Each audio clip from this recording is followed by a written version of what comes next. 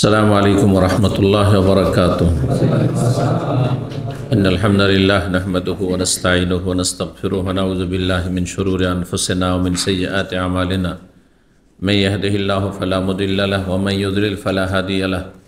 وأشهد أن لا إله إلا الله وحده لا شريك له وأشهد أن محمدا عبده ورسوله صلى الله تعالى عليه وعلى آله وصحبه وسلم تسليما كثيرا.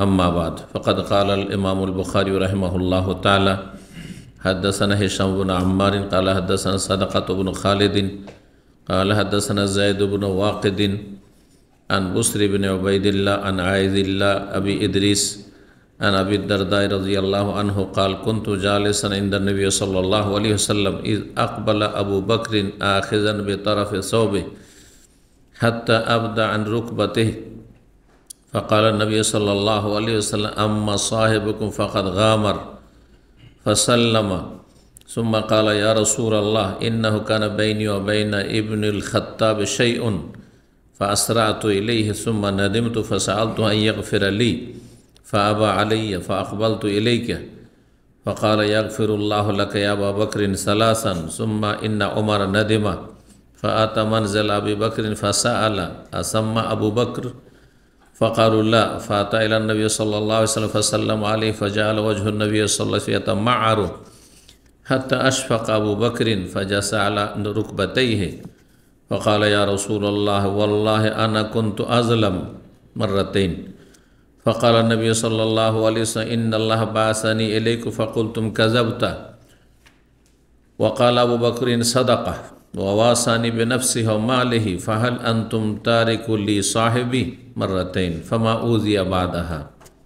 সম্মানিত ভাতৃমণ্ডলী, আল্লাহ রাব্বুল আলামিন প্রশংসা প্রিয় নবী সাল্লাল্লাহু আলাইহি ওয়াসাল্লামের উপর সালাত ও সালামের পর আজ মঙ্গলবার 17 জামাদুল উলা 1446 হিজরি মোতাবেক 19 নভেম্বর 2024 আমাদের ধারাবাহিক আলোচনা সাহাবায়ে কেরামদের ফাজাইল, নবী সাল্লাল্লাহু আলাইহি ওয়াসাল্লামের সহচরগণের ফজিলত বা মর্যাদা, পর্ব নম্বর 2, হাদিস নম্বর হচ্ছে 3661। ইমাম বুখারী রাহিমাহুল্লাহ বর্ণনা করছেন এই হাদিস তার সনদে সাহাবী আবু দারদা রাদিয়াল্লাহু তাআলা আনহু থেকে। তিনি বলেন কুনতু জালিসান ইনদান নবী সাল্লাল্লাহু আলাইহি ওয়াসাল্লাম, আমি নবী সাল্লাল্লাহু আলাইহি ওয়াসাল্লামের কাছে বসেছিলাম এক সময়। ইদ আকবাল আবু বকরিন, হঠাৎ দেখলাম যে আবু বকর সিদ্দিক রাদিয়াল্লাহু তাআলা আনহু আসলেন। আখিজান বিতারাফে সাওবিহি, তার কাপড়ের এক দিক হাতে ধরে, কাপড়ের একটা সাইড ধরে, যেমন যারা লুঙ্গি পরে থাকে তারা অনেক সময় লুঙ্গি ধরে থাকে না, একটু উঠিয়ে ওইভাবে।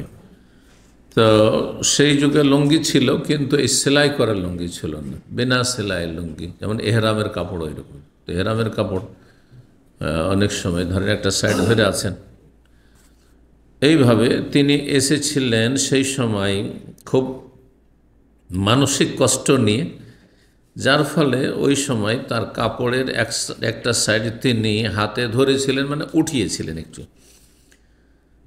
এতটা উঠিয়েছিলেন যে হাত্তা আবদা আন রুকবাতে, তার হাঁটু প্রকাশ পাচ্ছিল, একটি হাঁটু প্রকাশ পাচ্ছিল। ফাকাল নবী সাল্লাল্লাহু আলাইহি ওয়াসাল্লাম, নবী সাল্লাল্লাহু আলাইহি ওয়াসাল্লাম তার মুড দেখে বুঝতে পেরেছেন, বললেন আম্মা সাহেবুকুম ফাকাদ গামার, তোমাদের যে সঙ্গী এই আবু বকর, তিনি আজকে খেপে গেছেন, খেপে গেছেন। ফাসাল্লামা, তারপরে সালাম করলেন। আবু বকর সিদ্দিক রাদিয়াল্লাহু তাআলা আনহু এসে সালাম করলেন আর বললেন ইয়া রাসূলুল্লাহ, হে আল্লাহ রসুল, ইন্নাহু কানা বাইনি ওয়া বাইনা ইবনুল খাত্তাব শাইউন, আমার মাঝে এবং উমর ইবনে খাত্তাব রাদিয়াল্লাহু তাআলা আনহুর মাঝে একটু কথা কাটাকাটি হয়। শাইউন মানে কিছু একটু সমস্যা হয়, কি তর্কাতর্কি হয়, কথা কাটাকাটি হয়। বলছেন যে আজকে এরকম একটু হয়। ফা আসরাতু ইলাইহি, আমি কিন্তু তাড়াহুড়া করেছিলাম, মানে আমি একটু উত্তেজিত হয়েছিলাম, আমার পক্ষ থেকে বেশি হয়েছে হয়তো, স্বীকার করছেন তিনি। সুম্মা নাদেম, তো তারপর আমি একটু অনুতপ্ত হইলাম, যে না আমি বাড়াবাড়ি করলাম, লজ্জিত হইলাম, অনুতপ্ত হইলাম। ফাসআলতুহা ইয়াগফির লি, সাথে সাথে আমি তার কাছে অনুরোধ করলাম, চাইলাম যে আমাকে যেন সে ক্ষমা করে দেয়, মাফ করে দেয়, ভুল করেছি। বড় বয়সে বড়, মর্যাদায় বড়, সব কিছুতে বড় কে? আবু বকর সিদ্দিক রাদিয়াল্লাহু আনহু। ছোটোর কাছে মাফ চাইছেন, এটা হচ্ছে ইসলাম। যে আপনি আপনার ভুল যদি বুঝতে পারেন তাহলে আপনি মাফ চাইবেন, ক্ষমা চাইবেন। আর ক্ষমা চাইতে গিয়ে যদি আপনার মধ্যে এমন কিছু কাজ করে যে আমি সিনিয়র, কী করি, জুনিয়রের কাছে আমি মাফ চাইব, আমার বয়স বেশি, আমি নাবালকের কাছে মাফ চাইব আমি, তাহলে আপনার মধ্যে শয়তান ঘর করে আছে। হ্যাঁ, শয়তান অহংকার তৈরি করে দিয়েছে আপনার মধ্যে। এ হচ্ছে ইখলাস, যে ভুল করেছি আমি, সুতরাং ক্ষমা চাইব আমি। ক্ষমা চাইলেন, কিন্তু ওমর রাদিয়াল্লাহু তাআলা আনহু একটু রাগী মানুষ ছিলেন, সাথে সাথে স্বাভাবিক কথা কাটাকাটি বা হয়েছে একটু, যে তিনি একটু বাড়াবাড়ি করে আমাকে বলে দিলেন, তো তিনি তখন আর ক্ষমা করেননি, মাফ করেননি। বলছেন যে ফাওয়া আলাইয়া, আমি ক্ষমা চাইলাম তার কাছে, কিন্তু সে অস্বীকার করল, ক্ষমা করতে রাজি হলো না, করলো না আমাকে ক্ষমা। ফাকবাল তো এলে, সুতরাং আপনার কাছে আমি অভিযোগ নিয়ে এসেছি, বিচার চাই যে কি, যে সে কেন আমাকে মাফ করছে না, সে যেন আমাকে ক্ষমা করে। বিচার মানে এ নয় যে তাকে শাস্তি করেন, পানিশমেন্ট। বিচার যে আমাকে সে ক্ষমা করুক, আমি ক্ষমা চাইছি, কেন ক্ষমা করবে না। ফাকালা, তখন বললেন রাসূলুল্লাহ, ইয়াগফিরুল্লাহ লাকা ইয়া আবু বকর, হে আবু বকর, আল্লাহ তোমাকে ক্ষমা করুক। আবু বকরের আগে আল্লাহ তোমাকে ক্ষমা করুক, আল্লাহ ক্ষমা করলে যথেষ্ট। আল্লাহ রাব্বুল আলামিন মানুষের হক ক্ষমা করেন না, করতে পারেন না, কথা ভুল। আমাদের দেশে বক্তারা খুব বাড়াবাড়ি করে কথা বলে। হ্যাঁ, আল্লাহ ক্ষমা করতে পারেন না তো অবারক নাকি? ওমা কান আল্লাহ লিইউজিজাহু শাইউন ফিল আরদি ওয়ালা ফিস সামা। আল্লাহ বলছেন আসমান জমিনে এমন কিছু নেই যে আল্লাহকে অপারগ করতে পারে, আল্লাহ পারে না। তাতে আল্লাহ অক্ষম, তাহলে আল্লাহ তাহলে অন্যের কাছে দুর্বল, কমজোর। আমি পারি না অনেক কিছু, কারণ আমি কমজোর, দুর্বল, এটা আমার দুর্বলতা মানুষ হিসাবে, ঠিক না? আল্লাহ সব কিছু, আল্লাহ করলে শাইইন কাদিরও পড়ছেন এদিকে, আল্লাহ সর্বশক্তিমান, আবার বলছে আল্লাহ বান্দার হক ক্ষমা করতে পারেন না। এই জন্য বক্তাদের কাছ থেকে মাসলা শিখবেন না। অনেক সময় আকিদা তো সমস্যা করে দিন, আকিদার সমস্যা, এটা শুধু ফতোয়ার সমস্যা নয়, ফিকহি মাসলা নয়। আল্লাহকে আপনি অপারগ বানিয়ে দিলেন, আল্লাহ ইচ্ছা করলে আমার পক্ষে, আপনার পক্ষে মাফ করে দিতে পারেন, আমি মাফ করে দিলাম, ঠিক আছে, তোমাকে রাজি করা আমার কাজ, রাজি করে দেবো আমি, পারেন না? আশ্চর্য কথা, আল্লাহ ক্ষমা করেন না, এটা সার্কুলার। দেখেন দেশের সার্কুলার, মানুষ, সরকার আমাদের মতো মানুষ, তারা দেশের কিছু সার্কুলার আছে, কিন্তু তার ব্যতিক্রম হয় না। না হলে রাষ্ট্রপতির ক্ষমা কেন আছে দেশ, আছে না নেই? আল্লাহ রাব্বুল আলামিন উত্তম দৃষ্টান্ত। তো আল্লাহ তোমাকে ক্ষমা করুন হে আবু বকর, তিনবার করে কথাটি বললেন, ইয়াগফিরুল্লাহ লাকা ইয়া আবু বকর, আল্লাহ তোমাকে, ইয়াগফিরুল্লাহ লাকা, ইয়াগফিরুল্লাহ লাকা, আল্লাহ তোমাকে মাফ করুন। ওমর রাদিয়াল্লাহু তাআলা আনহু তখন রাগে তিনি ক্ষমা করেননি, কিন্তু পরে তিনি অনুভব করেছেন আমি কাজটা ভুল করলাম, অন্যায় কাজ করলাম, সাথে সাথে অনুভূতি হচ্ছে। এটা হচ্ছে মানুষের সংশোধন। ভুল হতে পারে, মানুষের ভুল হবে না এমন কোনো মানুষ নেই, কিন্তু ভুল হওয়ার সাথে যে যত তাড়াতাড়ি ভুলটা বুঝতে পারবে আর ভুলটাকে সংশোধন করে দিতে পারবে তত ভালো মানুষ, আর যত যার বিলম্ব হবে সে তত খারাপ। এই জন্য যত তাড়াতাড়ি ভুল সংশোধন করতে পারেন, ক্ষমা চেয়ে নিতে পারেন, রবের কাছে রবের হক, মানুষের কাছে মানুষের হক। তো ওমর রাদিয়াল্লাহু তাআলা আনহু তারপরে বুঝতে পেরেছেন, সুম্মা ইন্নাহু, তারপরে ওমর নাদেমা, তিনি অনুতপ্ত হয়েছেন যে আমি ক্ষমা করলাম না কেন, এটা অন্যায় কাজ করলাম। ফাতা মানজাল আবু বকর, আবু বকর সিদ্দিক রাদিয়াল্লাহু বাড়ি চলে এসছেন, একবার বাড়িতে চলে এসছেন, অথচ তার প্রথম ভুল ছিল না, তাই না? তো বাড়ি চলে এসছেন ক্ষমা নেওয়ার জন্য। তো বলছেন আবু বকর সিদ্দিক রাদিয়াল্লাহু তাআলা আনহু বাড়ি চলে এসছেন। ফাসাল এসে জিজ্ঞাসা করছেন আসাম্মা আবু বকর, এখানে আবু বকর আছেন? সাম্মা মানে হোনাকা, আর সুম্মা মানে অতপর। সুম্মা আর সাম্মাতে পার্থক্য রয়েছে। কোরআনে সুম্মা অনেক জায়গা আছে, সুম্মা তাওয়াল্লাইতুম, হ্যাঁ, সুম্মা আনতুম হাওয়ালাই, সুম্মা মানে তারপরে, হারফে আতফ এটি। আর সাম্মা হচ্ছে ইসমে জারফ, ফাইনামা তোয়াল্লু ফাসাম্মা ওয়াজহুল্লাহ, যেখানেই তোমরা মুখ ফিরাও না কেন বা যাও না কেন সেখানে আল্লাহ রয়েছেন। মানে আল্লাহ যদি কিবলা না জানা থাকে তো সেদিকে আল্লাহকে পাবে, মানে তোমার সালাত হয়ে যাবে। কিবলা সম্পর্কে এই আয়াতটি এমন জায়গায় গেছেন যেখানে জিজ্ঞাসা করার মতো কেউ নেই, আর আপনি বুঝতেও পারছেন না যে কোন দিকে কিবলা আছে। একটা আইডিয়া করলেন, অনুমান করলেন, আর নামাজ পড়ে নিলেন। আপনি কয়েক ওয়াক্ত পড়া হয়ে গেছে, কয়েক দিন হয়ে গেছে, তারপরে আপনি কারো মাধ্যমে জানতে পেরেছেন যে আপনি তো উল্টো দিকে নামাজ পড়েছেন, সব নামাজ হয়ে গেছে আপনার, পুনরায় নামাজ আদায় করতে হবে না। ফাইনা ওয়া তুয়াল্লু ফাসাম্মা ওয়াজহুল্লাহ, সেখানেই, সাম্মা মানে হোনাকা বা হোনালিকা, সেখানে আল্লাহ রয়েছেন, আল্লাহর চেহারা রয়েছে। তো আল্লাহ রাব্বুল আলামিন রয়েছেন মানে আল্লাহর জাত না। আল্লাহর জাত কোথায় রয়েছে? সত্যগত দিক থেকে সমস্ত সৃষ্টির ঊর্ধ্বে, সৃষ্টির ভিতরে নয়, সমস্ত সৃষ্টির ঊর্ধ্বে আল্লাহ সাত আসমানের ওপর আরশের ওপর রয়েছেন। না হলে এক আয়াত আর এক আয়াতের সাথে সাংঘর্ষিক হয়ে যাবে। তো কোরআনে কি দ্বন্দ্ব আছে নাকি? যে আল্লাহ বলছেন যে আর রহমান আর সিস্তাও, আল্লাহ আরো সে, আর যে বলছে ফাসাম্মা, যেখানে ফিরো না কেন সেখানে আল্লাহর চেহারা রয়েছে।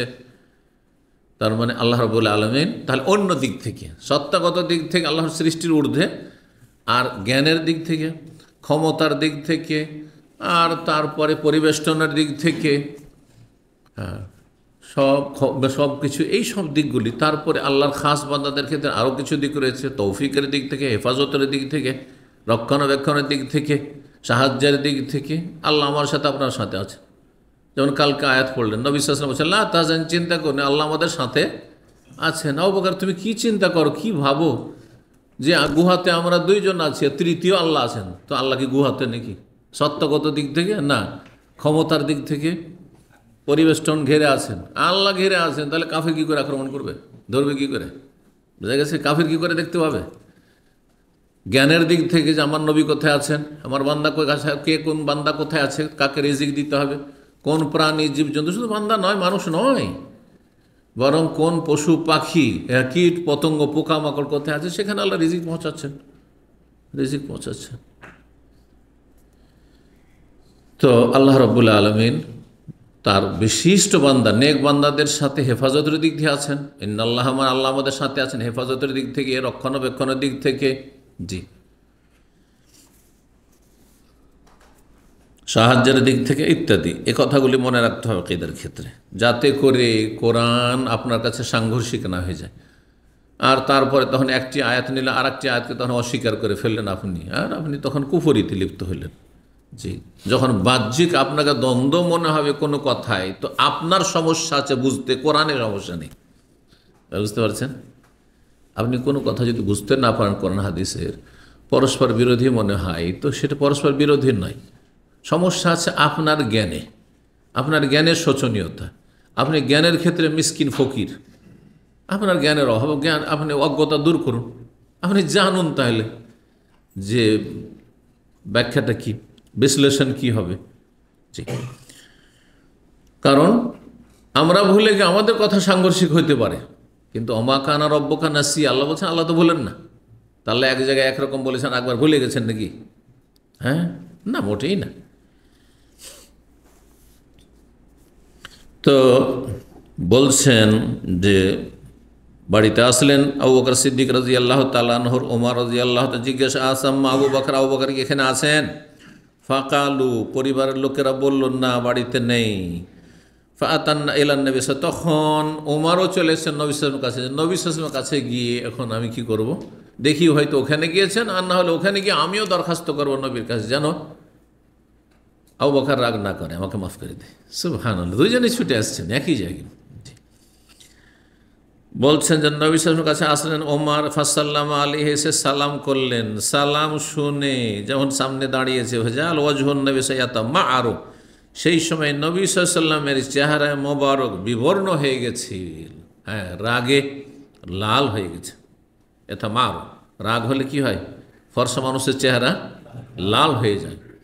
সেটা লাল হয়ে যাওয়া বলতে পারেন, বিবর্ণ হয়ে যাওয়া মানে যেটা আসল স্বাভাবিক অবস্থায় থাকে সেটা নেই, অস্বাভাবিক একটু পরিবর্তন হয়েছে। হাত্তা আশফাকা, আবু বকর সিদ্দিক বুঝতে পেরেছেন যে নবী সাল্লাল্লাহু আলাইহি ওয়াসাল্লাম ওমর খুব রেগে গেছেন। রাগ তাহলে মানুষের আছে, আম্বিয়া রসুলগণেরও রাগ আছে আর আমাদেরও রাগ আছে, কিন্তু রাগ জায়গা বুঝে হইতে হবে, হ্যাঁ, বেজায়গায় নয়, হ্যাঁ, বেমানান নয়, হ্যাঁ। তারপর রাগকে সামলাবার ক্ষমতা রাখতে হবে। রাগের কারণে যেন আমরা উত্তেজিত হয়ে সীমালঙ্ঘন না করে দিই, জুলুম না করে দিই, অন্যায় কথা না বলে দিই। তা আমাদের দুর্বলতা বা দোষ ত্রুটি গুনার কোথায়? রাগ হওয়াটা গুনাহ নয়, কারণ রাগ তো আল্লাহ দিয়েছেন। রাগকে মানুষ ঈমান এবং তাকওয়াতে কন্ট্রোল করতে পারে। যেমন মানুষের জন্য চাহিদা আছে, কার নাই পুরুষত্ব আছে না নেই, কিন্তু যার আল্লাহর ভয় আছে, অবিবাহিত বা প্রবাসে, স্ত্রী নেই, তারপর আর যৌন ক্ষুধা আছে, যৌবন আছে, তারপর আল্লাহর ভয়ে ঈমান তাকওয়া দিয়ে সেটাকে কী করছে, কন্ট্রোলে রাখছে। আর যাদের ঈমান তাকওয়া দুর্বল, তারা কন্ট্রোল রাখতে পারে না, যার ফলে বিভিন্ন পাপে জড়িয়ে যাচ্ছে। সে নোংরা ফিল্ম দেখার, হ্যাঁ, পর্নোগ্রাফির আপনার কাবিরা গুনাহ হোক, অথবা জেনা ব্যভিচার হোক, আর সমকামিতা হোক, আর না হলে কমপক্ষে কি হস্তমৈথুন করছে, বুঝছেন না? তাকওয়ার অভাবে, তাকওয়া থাকলে এটা করতো না। তো ওই রকমই মানুষের যেমন যৌন ক্ষুধা, পেটের ক্ষুধা, এটা প্রাকৃতিক বিষয় মানুষের, যে মানুষ মানে খিদা লাগবে, মানুষ মানে যৌন চাহিদা সাবালক হইলে হবে, ঠিক তেমন মানুষ মানে রাগ হবে। কিন্তু যেমন যৌন ক্ষুধাকে কন্ট্রোল করতে হয়, স্ত্রী ছাড়া অন্য কোথাও চলবে না, পেটকে, হ্যাঁ, কী করতে হয়, কন্ট্রোল করতে হয়, হারাম খাওয়া যাবে না, হালাল খেতে হবে, অথচ ক্ষুধা লেগেছে, হ্যাঁ। আর ক্ষুধা বরদাস্ত করার ক্ষেত্রে মানুষের যার যেমন অভ্যাস আছে তেমন, কেউ একেবারে পেটের জ্বালা বরদাস্ত করতে পারে না, খিদা লাগার সাথে সাথে পাগল হয়ে যায় খাওয়ার জন্য। আবার কেউ আছে অসুবিধা নেই, পানি খেয়ে চলছে। আমি কয়েক সপ্তাহ আগে শুনলাম এক ছেলে বলছে, সে ডাক্তার, বলছে যে আমি 3 দিন পানি খেয়ে থাকি। আপনাদের যদি বলা হয় তো আপনারা পাগল হয়ে যাবেন শুনে। 3 দিন শুধু পানি খেয়ে কী করে থাক, পাগল হয়ে যাবেন। কারণ 2 বার ভাত খেয়ে অভ্যাস আছে, আর এতগুলি ভাত নিয়ে বসবেন, থালা ভর্তি, কম সম ভাত খেয়ে অভ্যাস নেই। ভাবতে পারেন যে 3 দিন, এক দিন তো রোজা রেখে না অভ্যাস আছে, কিন্তু 3 দিন শুধু পানি খেয়ে খিদা লাগছে পানি। শুনেছেন কোনোদিন না শোনেন নাই? এটাও একটা মেডিকেল সায়েন্স। আজকাল বলছি যে শরীরকে সুস্থ রাখার জন্য এই ধরনের শরীরে কি করা, টান দেওয়া, টাইট করা শরীরকে, এতেও মানুষ স্যার অনেক রোগের যে জীবাণুগুলো আছে সেগুলো শরীরে মরে যায়, জি, সুস্থ থাকে। কিন্তু সবসময় চলবেন না, আপনি টানা চালাবেন, আপনি 3 দিন চালালে তারপরে 2 দিন বাদে আবার শুরু করে দিলেন না, মাঝে মধ্যে ওরও একটা সীমানা আছে। তো যাই হোক, কী বলছিলাম, সব কিছুকে প্রাকৃতিক যে সব দোষ-ত্রুটি আছে সেগুলিকে কন্ট্রোল করতে হয়। প্রাকৃতিক যেগুলো মানুষের দুর্বলতা আছে সেগুলো কন্ট্রোল করতে হয়। তার মধ্যে একটি হচ্ছে রাগ।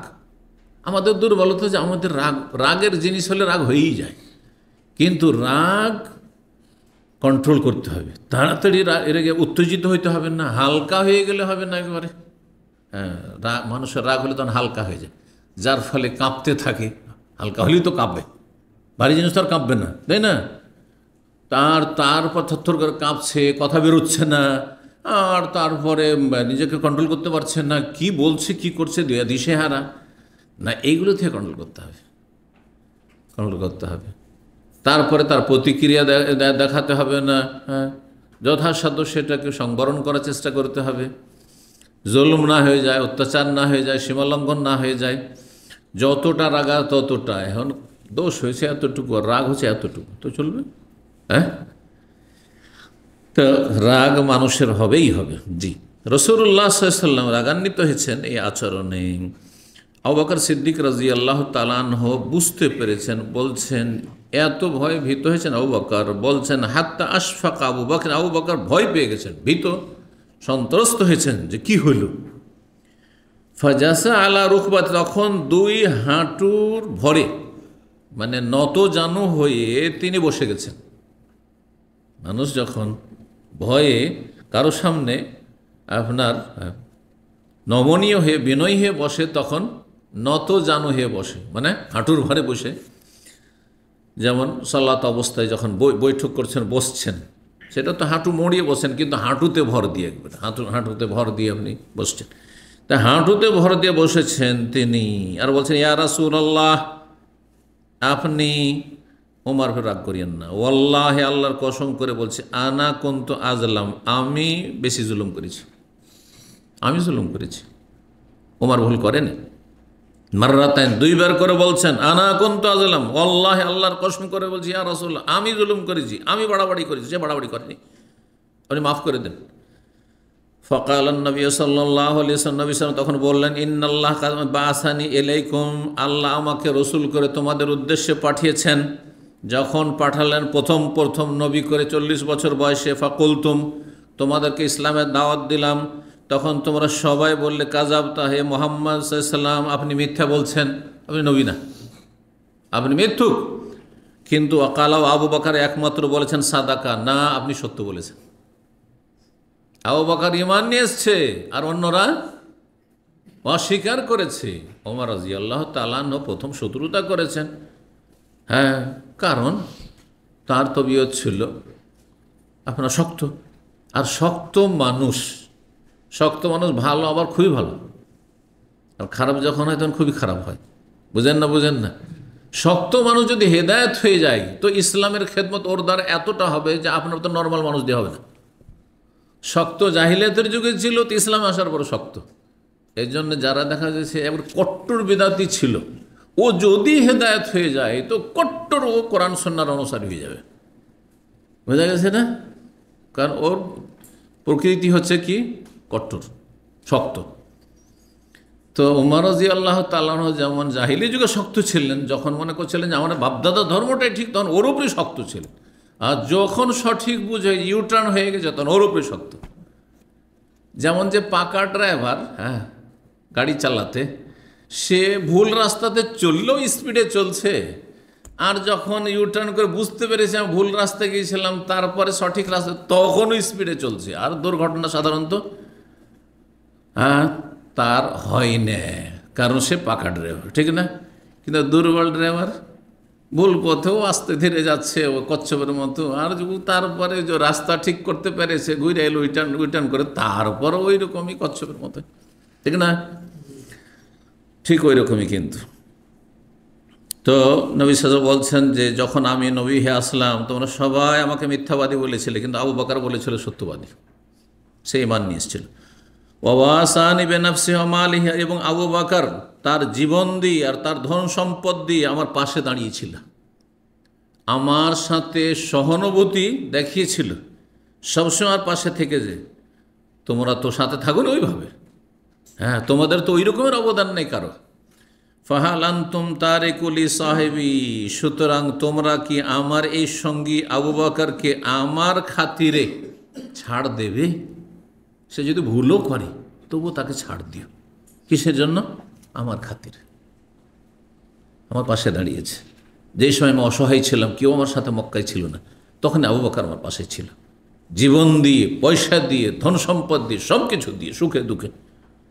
সুতরাং অন্তত আমার খাতিরে তার সাথে ভালো আচরণ করবে।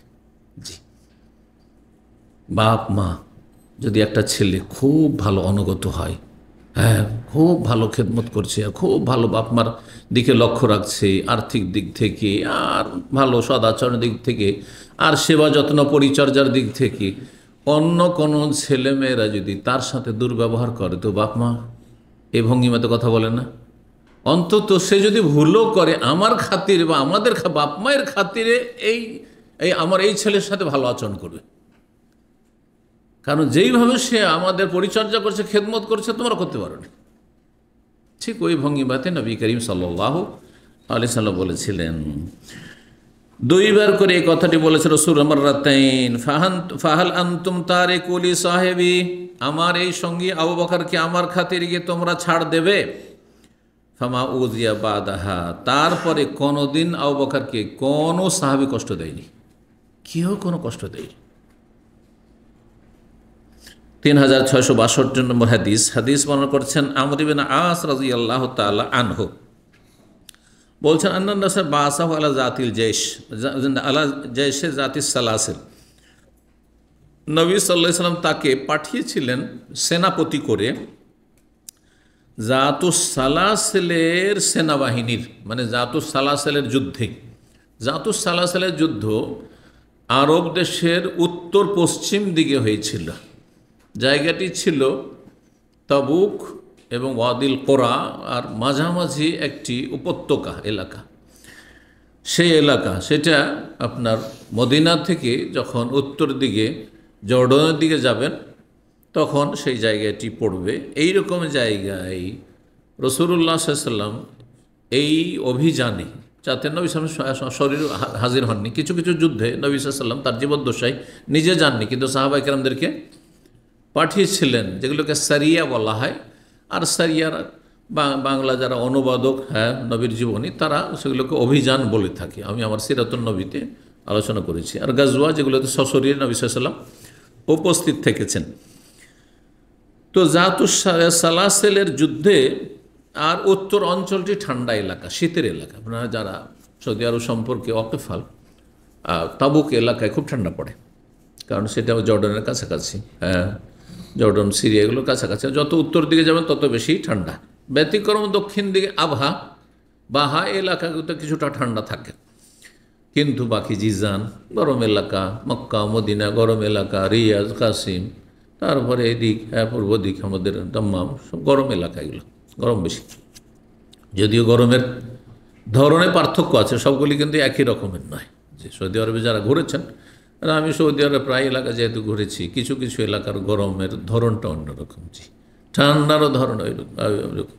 আমাদের এই অঞ্চল, পূর্ব অঞ্চল দাম্মাম এলাকার আবহাওয়া হচ্ছে আমাদের ইন্ডিয়া বাংলাদেশের মতো, পশ্চিমবঙ্গ এবং বাংলাদেশের মতো।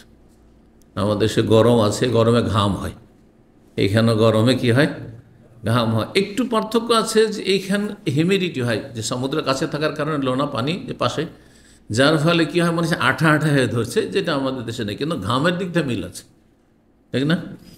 তারপরে আমাদের দেশে এত বেশি কনকনে ঠান্ডা পড়ে না, যদিও পড়ে পৌষ মাঘ মাসে কিছুদিন, 15 ডিসেম্বর থেকে 15 জানুয়ারি একটা মাস ভালো ঠান্ডা থাকে, জি।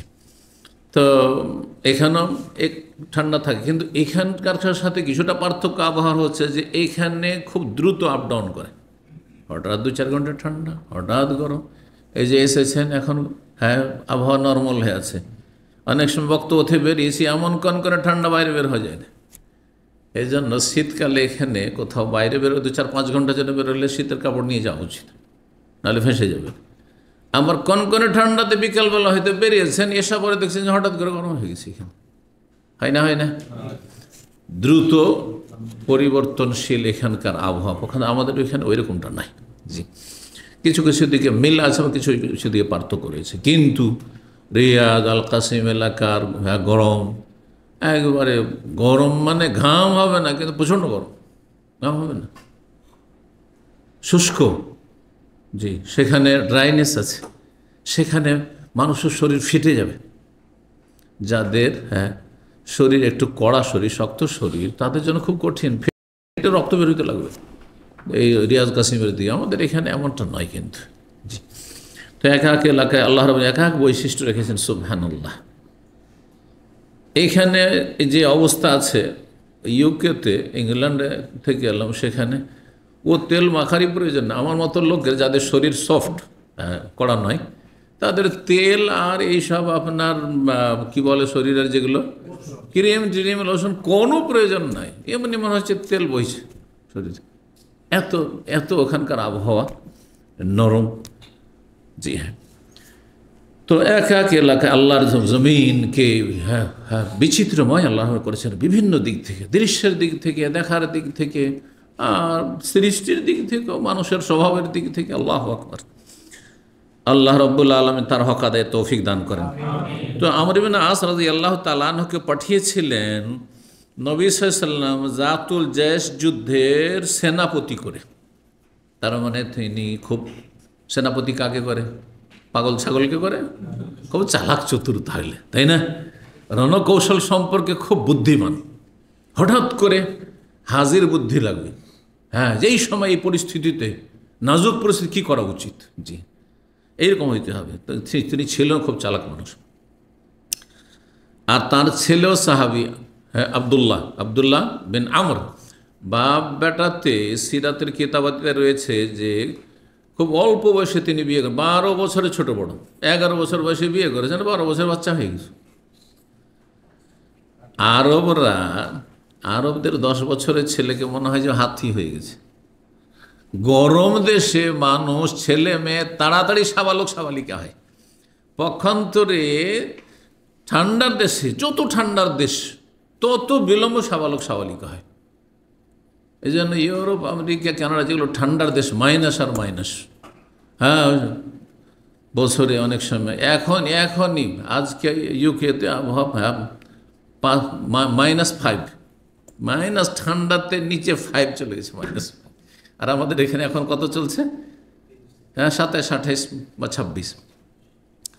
তো ওই সব দেশে তাড়াতাড়ি সাবালক হবে না, অনেক সময় 16 বছর কিন্তু সাবালক হয়নি। কিন্তু এই দেশে 16 বছর মানে তার আগে রাজ্জাল হয়ে বসে আছে, তাই না? হ্যাঁ, 10 বছর 9 বছরের মেয়ে সাবালিকা হয়ে বসে আছে, 9 বছরের মেয়েদের সাবালিকা হয়ে যায়। এক ভাই মাসলা জিজ্ঞেস করছে, তার ছেলে মেয়েদেরকে চিন্তা মেখে থাকতো। তো বলছে যে আমার মেয়েটার মাত্র 9 বছর বয়স আর ব্লিডিং শুরু হয়েছে, তো কী করব এখন? তাই আমি বললাম যে দেখেন লক্ষণ। বলছে ওর মা লক্ষণ বলছে মাসিকের, মানে কালো দুর্গন্ধযুক্ত, এগুলো হচ্ছে লক্ষণ। তাহলে মাসিক, 9 বছরের মাসিক? হ্যাঁ, হতে পারে 9 বছর মাসিক। গরম দেশ, আরব দেশ, গরম দেশ, এই দেশে 9 বছরে, এইখানে কয়েক বছর আগের কথা বলছেন। জি। তো 12 বছর বয়সে কি হয়েছেন? বাপ হয়ে গেছেন, ছেলের বাপ। আর আজকাল 40 হয়ে যাচ্ছে, পায়ে দাঁড়াতে পারি না, তো বিয়ে কী করবো, তাই না? জি, আল্লাহ হেদায়েত করুন। মুশকিল আজকাল লেখাপড়া, আর তারপর ব্যবসা বাণিজ্য, প্রতিষ্ঠিত, এসব করতে গিয়ে মুশকিল। এমনি লেখাপড়া করতে গিয়ে 25 তো হয়েই যায়। তারপরে এই জন্য আমি 25 পর্যন্ত, ছেলেদের 25 পর্যন্ত মানে শক্ত নই, কারণ লেখাপড়া করার প্রয়োজনও আছে। মূর্খ জাতি মূর্খই থেকে যাবে শুধু বিয়ে করতে, যে 15 বছরে আগের মতো বিয়ে দিয়ে দেন। আগে কী ছিল?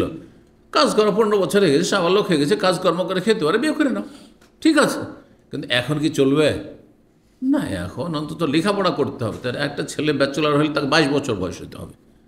22 বছর আগে কেউ গ্রাজুয়েশন করতে পারে না, আর গ্রাজুয়েশন না করলে ব্যাচেলর মানেই তো সাবালক। তারপরে লেখাপড়াতে এখন সাবালক মাত্র হয়েছে, মুরব্বী হয়নি। মুরব্বী হলে মাস্টার্স আর পিএইচডি, হ্যাঁ, ঠিক না? তা যাই হোক, কথা না বাড়িয়ে আসি। ফাতাই তহু বলছেন আমর ইবনে আস যে আমাকে সেনাপতি করে পাঠিয়েছিলেন, যুদ্ধ থেকে ফিরে আসলাম। সফল যুদ্ধের সেনাপতি তিনি ভাবছেন যে একটা যুদ্ধ পরিচালনা করে এলাম আমি, তো আমার যে কত সুনাম আর মর্যাদা বেড়েছে নবী সাল্লাল্লাহু আলাইহি ওয়াসাল্লামের কাছে, এই কৌতূহল নিয়ে নবী সাল্লাল্লাহু আলাইহি ওয়াসাল্লামকে জিজ্ঞেস করতে লেগেছে যে, আর নবী সাল্লাল্লাহু আলাইহি ওয়াসাল্লাম যার সাথে দেখা হতো, যার সাথে কথা বলতেন, এমন উত্তম আচরণ করতেন যে সে ভাবতো যে আমার চাইতে প্রিয়জন নবীর কাছে মনে হয় কেউ নেই। সবাই এটা ভাবতো। তো যেমনই জেহাদ থেকে ফিরে এসেছেন, আসার পর নবী সাল্লাল্লাহু আলাইহি ওয়াসাল্লাম সাক্ষাৎ করে, তার আগেও খুব আদর করতেন এবং ভালোবাসতেন। নবী সাল্লাল্লাহু আলাইহি ওয়াসাল্লাম সবার সাথে এরকম আচরণ করতেন। আমর ইবনে আস ভাবছে যে আমাকে তো এমনি ভালোবাসেন রাসূল, আর তারপরে আমি এত বড় একটা যুদ্ধ পরিচালনা করে এলাম প্রধান সেনাপতি হিসাবে, আর আসার পরে আমার একটা মর্যাদা নবীর কাছে হয়েছে, মনে হয় নবীর আমি খুব প্রিয় পাত্র, অনেক প্রিয় পাত্র। তো এসে জিজ্ঞেস করছেন এই আশায় যে আমি সিরিয়ালে চলে আসবো, মনে হয় 1, 2 নম্বর 3 নম্বরের মধ্যে সিরিয়ালে চলে আসবো আমি, মনে হয় ভালোবাসাই। তো বলছেন যে আসলাম, এসে জিজ্ঞেস করলাম। আমর ইবনে আস বলছেন আইয়ুন নাসি আহাব্বু ইলাইক, আপনার কাছে সবচেয়ে প্রিয় মানুষ কে? তখন নবী সাল্লাল্লাহু আলাইহি ওয়াসাল্লাম বলছেন আয়েশা রাদিয়াল্লাহু তাআলা। না, সত্য কথা বলছেন। জি, যে যাকে বেশি ভালোবাসে বলছেন। ফাকুল তো তখন বললাম আমি, মিনার রেজাল, আমি উদ্দেশ্য পুরুষদের মধ্যে কাকে বেশি ভালোবাসেন? ফাকাল, তখন আবুহা, তার বাবাকে, আবু বকরকে বেশি ভালোবাসি আমি। ফাকুল তো তখন আমি বললাম সুম্মা মান, তারপরে 2 নম্বরে কে? কাল সুম্মা ওমর খাত্তাব, তারপর ওমর খাত্তাব। আদা রেজালান, তারপরে আমি আবার জিজ্ঞাসা করতেই থাকলাম, তারপরে কে? উসমান। তারপরে কে? অমুক। তারপরে কে? অমুক। এখানে নামগুলো আসেনি। বলছেন ফাদ্দা রেজালান, এইভাবে নবী সাল্লাল্লাহু আলাইহি ওয়াসাল্লাম অনেক মানুষের গণনা করলেন, কিন্তু আমার সিরিয়াল আসলো না। যে বড় আশা নিয়ে এসেছিলেন যে হয়তো 2-4-5টার মধ্যে চলে আসবো, আসলো না আর কি। জি, তো এটাই ছিল প্রসঙ্গ যে উনি এই সময় যুদ্ধ থেকে ফিরে এসে কেন জিজ্ঞাসা করলেন, এই রহস্যের জন্য বললাম আর কি। যে ভাবছেন যে আমি ইসলামে এত বড় একটা খেদমত করে এলাম, তো মনে হয় নবী ইসলামের আমি একদম সিরিয়ালে 2-4-5 জনের মধ্যে চলে এসেছি। 3663 নম্বর হাদিস। হাদিস বর্ণনা করছেন আবু সালামা বিন আব্দুর রহমান বিন আউফ তাবি, আবু হুরায়রা রাদিয়াল্লাহু তাআলা আনহু থেকে তিনি বলেন, সামি'তু রাসূলুল্লাহ সাল্লাল্লাহু আলাইহি ওয়াসাল্লাম ইয়াকুল, রাসূলুল্লাহ সাল্লাল্লাহু আলাইহি ওয়াসাল্লামকে বলতে শুনেছি একবারের ঘটনা সম্পর্কে যা ঘটেছে প্রাচীন যুগে। বাইনামা রাইন ফি গানামিহি, একবার এক রাখাল তার ছাগলের পাল নিয়ে কোথাও ছিল প্রাচীন যুগে। আদা আলিহি জেব, তখন সেই ছাগলের পালের ওপর একটি নেকড়ে বাঘ হামলা করে, আক্রমণ করে। নেকড়ে বাঘের কাজ হলো যে ও একটা নিয়ে খুব ভীতু হয়, কিন্তু বাঘের মধ্যে সবচেয়ে ভীতু বাঘ হচ্ছে নেকড়ে বাঘ। তো আক্রমণ করে একটা বকরি নিয়ে পালাতে শুরু করেছে। ফা আখাযা মিনহা শাতান, তখন সে রাখাল ওই নেকড়ে বাঘটিকে তাড়া করে তার কাছ থেকে সেই ছাগলটি উদ্ধার করে নিল। ফা আখাযা মিনহা শাতান, ওই নেকড়ে বাঘটি একটি ছাগল নিয়ে পালাতে লাগলো। ফাতালাবাহু রাই, তখন সেই রাখাল তার পিছে ধাওয়া করলো, পিছে ছুটলো। যখন ছুটলো তো আর রক্ষা করতে পারল, নিয়ে পালাতে পারল না, সে ছেড়ে দিয়ে পালিয়ে গেল। ফালতা ফাতা এলিহিজ, তারপরে একটু দূরে পালিয়ে গিয়ে নেকড়ে বাঘ ঘুরে দাঁড়িয়েছে উদ্দেশ্য করে রাখালকে। ঘুরে দাঁড়িয়ে সে নেকড়ে বাঘের মুখ খুলে গেল, জবান বাক শক্তি খুলে গেল। সুবহানাল্লাহ।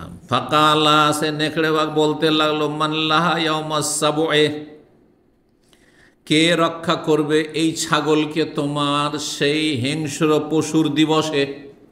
হিংস্র পশুর রাজের যে দিবস আসবে, এমন একটা সময় যখন সারা দুনিয়াতে হিংস্র পশুর রাজ হবে, তখন মানুষের রাজ থাকবে না। বুঝছেন না? মানে মানুষের কোনো রকমের প্রশাসন থাকবে না, ক্ষমতা থাকবে না। জনহীন হয়ে যাবে পৃথিবী। শুধু কে থেকে যাবে? হিংস্র পশু, বাঘ, ভল্লুক, এইসব থেকে যাবে। সেই দিন তোমার ছাগলগুলিকে কে রক্ষা করবে? তখন তো সেগুলির রাখাল আমি হব। সেই নেকড়ে বাঘ বলছে, তখন কার রাখাল? তুমিও থাকবে না, তখন আমি রাখাল, আর আমি খাবো। তখন কে রক্ষা করবে?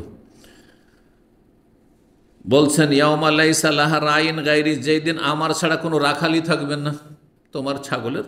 আর তোমার মতো যেসব ছাগল থাকবে দুনিয়াতে, সেগুলি রাখাল আমি হব, আমার মতো নেকড়ে বাঘই থাকবে সেই হিংস্র পশুর রাজের দিবসে, মানে যুগে। দিবস মানে যুগে, সেই যুগে কিয়ামতের কাছাকাছি। দুনিয়া যখন বিরান হয়ে যায়, মানুষ ধ্বংস হওয়া। বাইনামা রাজুলুন, এই একটি ঘটনা। আর একটি ঘটনা কি? বাইনামা রাজুল ইয়াসুকু বাকারাতান, এক সময় জনৈক ব্যক্তি তার একটি গাভীকে, গরু গাভীকে হাঁকিয়ে নিয়ে যাচ্ছিল। কিন্তু কেমনভাবে হাঁকিয়ে নিয়েছে? কাদ হামালা আলাইহা, তার পিঠের ওপর চেপে, সেটাকে উট আর ঘোড়ার মতো বাহন হিসেবে ব্যবহার করে। গাভীর পিঠে, গরুর পিঠে চেপে আছে, বাহন হিসেবে ব্যবহার করছে।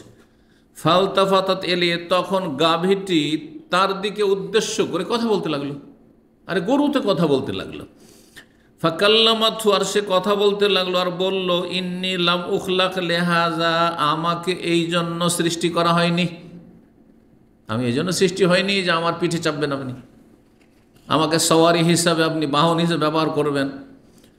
লাকিন্নী খোলেকতু লিল হারসি, আমাকে সৃষ্টি করা হয়েছে, আমার রব সৃষ্টি করেছেন কিসের জন্য? কৃষি কাজের জন্য। হার্স, ক্ষেত খামার করার জন্য, কৃষি কাজ করার জন্য। আপনি কেন আমার পিঠে চাপছেন? আপনি আমাকে দিয়ে আপনি হাল চাষ করে নেন, লাঙ্গল চাষ করেন, আপনি জমি আবাদ করে নেন। ফাকাল আন্নাস, এই দুটো ঘটনা আশ্চর্যজনক ঘটনা। একটা ঘটনায় নেকড়ে বাঘে কথা বলবে, এক সময় হবে। আর আরেকটি ঘটনা একবার ঘটেছে কি, যে গরুতে গাভীতে কথা বলেছে। এই যে দুটো ঘটনা যদি শোনানো হয় তো মানুষ কি মনে করবে যে এগুলো উপন্যাস, উপন্যাস, সেগুলো যে প্রাচীন যুগের উপকথা যেগুলো বলা হয়, আসাতিরুল আউয়ালিন। তো ফাকালান নাস, সাহাবীরা বসেছিলেন আর নবী সাল্লাল্লাহু আলাইহি ওয়াসাল্লাম এই দুটো ঘটনা বর্ণনা করলেন। সুবহানাল্লাহ, সাহাবীরা আশ্চর্য বলছে, সুবহানাল্লাহ। সুবহানাল্লাহ কখন বলে মানুষ? অবাক হয়ে, আশ্চর্য হয়ে। সুবহানাল্লাহ, এইভাবে নেকড়ে বাঘ কথা বলছে আর গরু গাভীতে কথা বলছে। ফাকালান নবী সাল্লাল্লাহু আলাইহি ওয়াসাল্লাম তখন বললেন যে তোমার আশ্চর্য হচ্ছ আর তোমাদের সন্দেহ হচ্ছে। সন্দেহ না, সন্দেহ করেনি, কারণ নবী বয়ান করেছেন, তো সন্দেহের প্রশ্ন ওঠে না, কিন্তু আশ্চর্য তারা হচ্ছেন এটা কেমন করে, যে একটা গরুতে কথা বলছি এবার নেকড়ে বাঘে কথা বলছে বা বলেছে। তো তখন নবী সাল্লাল্লাহু আলাইহি ওয়াসাল্লাম বললেন, ফাইন্নী উমিনু বিযালিক, এটা আমি বিশ্বাস করি, কারণ আমাকে ওহির মাধ্যমে জানানো হয়েছে ঘটনা। আর নবী সাল্লাল্লাহু আলাইহি ওয়াসাল্লাম প্রাচীন যুগে তো দেখেননি, নবী সাল্লাল্লাহু আলাইহি ওয়াসাল্লাম তার যুগে বয়ান করছেন, প্রাচীন যুগে এরকম দুটো ঘটনা ঘটেছে। তো নবী কেমন করে জানলেন? ওহির মাধ্যমে জেনেছেন যে এইরকমই একসময় ঘটেছে আল্লাহর জমিনে। আমি এটা বিশ্বাস করছি, কারণ এটা ওহির কথা, যেহেতু জিবরাইল আমাকে বলে গেছেন। ও আবু বকরও বিশ্বাস করছেন, ও ওমরও বিশ্বাস করছেন রাদিয়াল্লাহু তাআলা আনহুমা। অন্য রিওয়ায়াত, এখানে তো সংক্ষেপ করেছে, অন্য রিওয়ায়াতে রয়েছে অথচ সেই দিনের যখন ঘটনাটা বর্ণনা করেন নবী সাল্লাল্লাহু আলাইহি ওয়াসাল্লাম, সেই সময় সেখানে আবু বকরও উপস্থিত ছিল না আর ওমরও ছিলেন না। তাহলে তাদের বিশ্বাসের দায়িত্ব কে নিচ্ছেন? স্বয়ং নবী সাল্লাল্লাহু আলাইহি ওয়াসাল্লাম। এতটা তাদের আস্থা আছে, এতটা তাদের উপর নবী সাল্লাল্লাহু আলাইহি ওয়াসাল্লাম আস্থা আছে যে আমি বিশ্বাস করছি আর আবু বকর ওমর নেই, তাদের পক্ষ থেকে আমি বলছি যে সার্টিফাই করছি, তারাও বিশ্বাস করছে, তারাও এই কথা বিশ্বাস করে।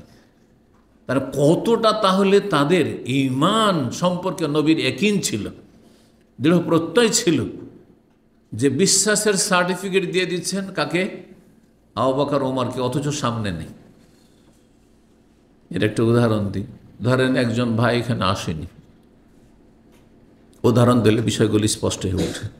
আসেনি, আর আপনার সাথে তার এত গভীর খাতির রয়েছে, ভালোবাসা রয়েছে এবং আপনাকে মানে, যে ধরেন আপনাকে 2000 রিয়াল দিতে হবে এখানে, ধরেন একটা উদাহরণস্বরূপ। আমি বললাম আমি 2000 দিলাম, আর ওই যে আমার ভাই দিনী ভাই আজকে আসেননি, উনিও 2000 দেবেন। উনি আছেন, বুঝছেন, নাই ওনার পক্ষে আমি দায়িত্ব নিচ্ছি, উনি দেবেন। কারণ আপনার আস্থা আছে যে আমি বলবো যে 2000 তোমার পক্ষে আমি বলে এসেছি, আর ও দিতে না করবে না। বুঝতে পারছেন না? তাহলে কতটা আপনার আস্থা থাকলে এই কথা বলতে পারেন আপনি। অথচ সামনে থাকলে বলার সাহস করবেন না। সামনে আছে, আমি দিলাম ভাই 500 রিয়াল দিলাম, আর ওই যে আমার ভাই আছেন উনিও 500 দেবেন বলেছেন। সামনে থাকলে হয়তো বলতে সাহস করবেন না, কিন্তু যদি ওই রকমের খাতির থাকে, অনেক সময় বাপ ছেলের পক্ষ থেকে বলতে পারে না, আপনাকে কে বলতে বলেছে, আপনি কেন বললেন আমার পক্ষ থেকে, ঠিক আছে? তো নবী করিম সাল্লাল্লাহু আলাইহি ওয়াসাল্লামের কাছে কত বড় মর্যাদা ছিল কার? আবু বকর এবং ওমরের। আলোচনার বিষয়বস্তু চলছে আবু বকর সিদ্দিক রাদিয়াল্লাহু তাআলা আনহুর ফাজাইল, ফজিলত, মর্যাদা সম্পর্কে। জি, তো এই ছিল হাদিস। 3664 নম্বর হাদিস। হাদিস বর্ণনা করছেন সাঈদ ইবনে মুসাইব রাহিমাহুল্লাহ তাআলা, প্রখ্যাত সাহাবী, বলছেন সামি আবু হুরায়রা, তিনি আবু হুরায়রা রাদিয়াল্লাহু তাআলা আনহু থেকে শুনেছেন, ইয়াকুল, তিনি বলেন, সামিআতু রাসূলুল্লাহ সাল্লাল্লাহু আলাইহি ওয়াসাল্লাম, আমি রাসূলুল্লাহ সাল্লাল্লাহু আলাইহি ওয়াসাল্লামকে বলতে শুনেছি, ইয়াকুল, বাইনা আনা নাইমুন, একদিন আমি ঘুমন্ত ছিলাম, রাআইতুনি আলা কালিবিন, দেখলাম যে আমি একটি কূপের কাছে গেছি। কালিব বলা হয় মাটি, জমিন বরাবর যে কূপ, যেই কূপটা ঘেরা নেই, প্রাচীর দিয়ে কূপের যে এগুলো থাকে আপনার মাটির কূপ, অথবা একসময় ছিল সিমেন্টেড থাকতো, কুয়া, ঘেরা নেই এক কথায়, সরজমিন কূপ, এটা কালিব বলা হয়। তো সেখানে নবী সাল্লাল্লাহু আলাইহি ওয়াসাল্লাম নিজেকে দেখছেন ঘুমন্ত অবস্থা, আলাইহা দালউন, সেই কূপে একটি বালতি রয়েছে, দালউন মানে বালতি। ফানাজাতু মিনহা মাশাআল্লাহ, সেই কূপের কাছে গিয়ে আমি, আল্লাহ যতটা চাইলেন কূপ থেকে পানি উঠালাম বালতি দিয়ে। নবী সাল্লাল্লাহু আলাইহি ওয়াসাল্লাম পানি উঠালেন, মানে ইসলামের খেদমত করলেন। নবী সাল্লাল্লাহু আলাইহি ওয়াসাল্লাম হ্যাঁ, মদিনা আসার পরে দীর্ঘ 10 বছর থাকলে, এই যে 10 বছর মদিনায় অবস্থানের দিকে ইঙ্গিত আছে এই পানি উঠানোতে। নবী সাল্লাল্লাহু আলাইহি ওয়াসাল্লাম সেখান থেকে পানি উঠালেন। সোম্মা আখাযাহা ইবনু আবি কুহাফা, তারপরে সেই বালতিটি নিয়ে নিল আবু কুহাফার ছেলে। আবু কুহাফার ছেলে কে? আবু বকর সিদ্দিক ইবনু আবি কুহাফা। আবু কুহাফার ছেলে আবু বকর ইবনু আবি কুহাফা। জি, তার নাম কি ছিল? আবু বকরের নাম গতকালকে তো গেছে আবদুল্লাহ। আবু কুহাফার নাম ওসমান। জি, আবু বকর নিলেন, কিন্তু কি করলেন? ফানাজা বিহা জানুবান আও জানুবাইনে, যেমন দালউন মানে বালতি হয়, তেমন জানুব মানে বালতি হয়, কিন্তু আরবি যারা ভাষাবিদ তারা বলছে জানুব বলা হয় পানি ভর্তি বালতিকে বলা হয়, আর দালউন যে কোনো বালতি, পানি থাক অথবা পানি শূন্য থাক, খালি বালতি থাক, সেটাকে দালউন বলা হয়। সেই বালতি দিয়ে কি করলেন? ফানাজা বিহা, সেই কূপে তিনি পানি উঠালেন 1 বালতি অথবা 2 বালতি। ইঙ্গিত তার খেলাফত আমলের দিকে। তার খেলাফত আমল ছিল মাত্র 2.25 বছর। 2 বালতি উঠালেন মানে 2 বছর তার খেলাফত। অফিনাজ দাফন, কিন্তু তিনি যে বালতি দ্বারা পানি উঠাচ্ছিলেন কূপ থেকে, তাতে কিছুটা দুর্বল অনুভব হচ্ছিল, মানে উঠাতে যেন তাকে কষ্ট হচ্ছে। কারণ এখানে কি ব্যাখ্যা এই স্বপ্নের ব্যাখ্যা হচ্ছে যে আবু বকর সিদ্দিক রাদিয়াল্লাহু যখন খলিফা হইলেন তখন দ্বিমুখী শত্রুর সম্মুখীন হলেন, ঘরোয়া শত্রু আর বাইরের বহিরাগত শত্রু, 2 সমস্যার সম্মুখীন হলেন। মানুষ যদি বহুমুখী সমস্যায় জর্জরিত হয় তাহলে ওপরে উঠতে পারে না। কোনো দেশকে শক্তিশালী হওয়ার জন্য দেশের শত্রু, ঘরের শত্রু থেকে মুক্ত হইতে হবে, আর বাইরের শত্রুর অনিষ্ট থেকে মুক্ত হইতে হবে। আর আজকাল মুসলিম বিশ্বের অবস্থা হচ্ছে যে ঘরের শত্রুর অভাব নাই আর বাইরের শত্রুর অভাব নেই, যার ফলে মুসলিম দেশগুলি সব দুর্বল থেকে দুর্বলই হতে যাচ্ছে, কোনো শক্তিশালী হতে পারছে না। আর সবচেয়ে বড় দুর্বলতা হচ্ছে এইখানকার দুর্বলতা, ইমানি শক্তির দুর্বলতা। এইখানেই তো ভেজাল। এইখানেই যখন দুর্বলতা, তো ঘরের শত্রু অনেক আছে। ইসলামের দুশ্মন, হ্যাঁ, মুসলিম উম্মার দুশ্মন, হ্যাঁ, কাফেরদের দোসর, মুনাফেক, কপট, নাস্তিক, হ্যাঁ, সেকুলার, এরা হচ্ছে কাফের ইয়াহুদ নাসারাদের খাদেম। জি, আল্লাহ ইয়াগফিরু লাহু যাফ, আল্লাহ তার দুর্বলতাকে ক্ষমা করুন। আবু বকর সিদ্দিক রাদিয়াল্লাহু তাআলা জামানায় 2 রকমের বাতিল শক্তির সাথে তাকে লড়াই করতে হয়েছে। কথাটি বললাম না? জেনে রাখা ভালো, কারণ অনেকের জানা নেই বা অনেকে শুনলেও ভুলে যাচ্ছেন। ঘরোয়া শত্রু কি ছিল? ঘরের শত্রু মুসলিমদের মধ্য থেকে এক দল এমন বিভ্রান্ত হইল যে বলছে যে জাকাত নবীকে দিতাম, নবীর পর কাউকে দেব না, জাকাত অস্বীকার করে ফেলল। আর একদল ঘরোয়া শত্রু ইসলাম কবুল করেছিল, কিন্তু মুসাইলামা কাযযাব যখন এই আল খারিজ এলাকায় মিথ্যুক নবুয়তের দাবি করলো, ভণ্ড এই দাজ্জাল, তখন তার অনুসারী হয়ে গেল, মুরতাদ হয়ে গেল। এরা ইসলাম মুসলিমদের বিরুদ্ধে লড়াই শুরু করে দিল।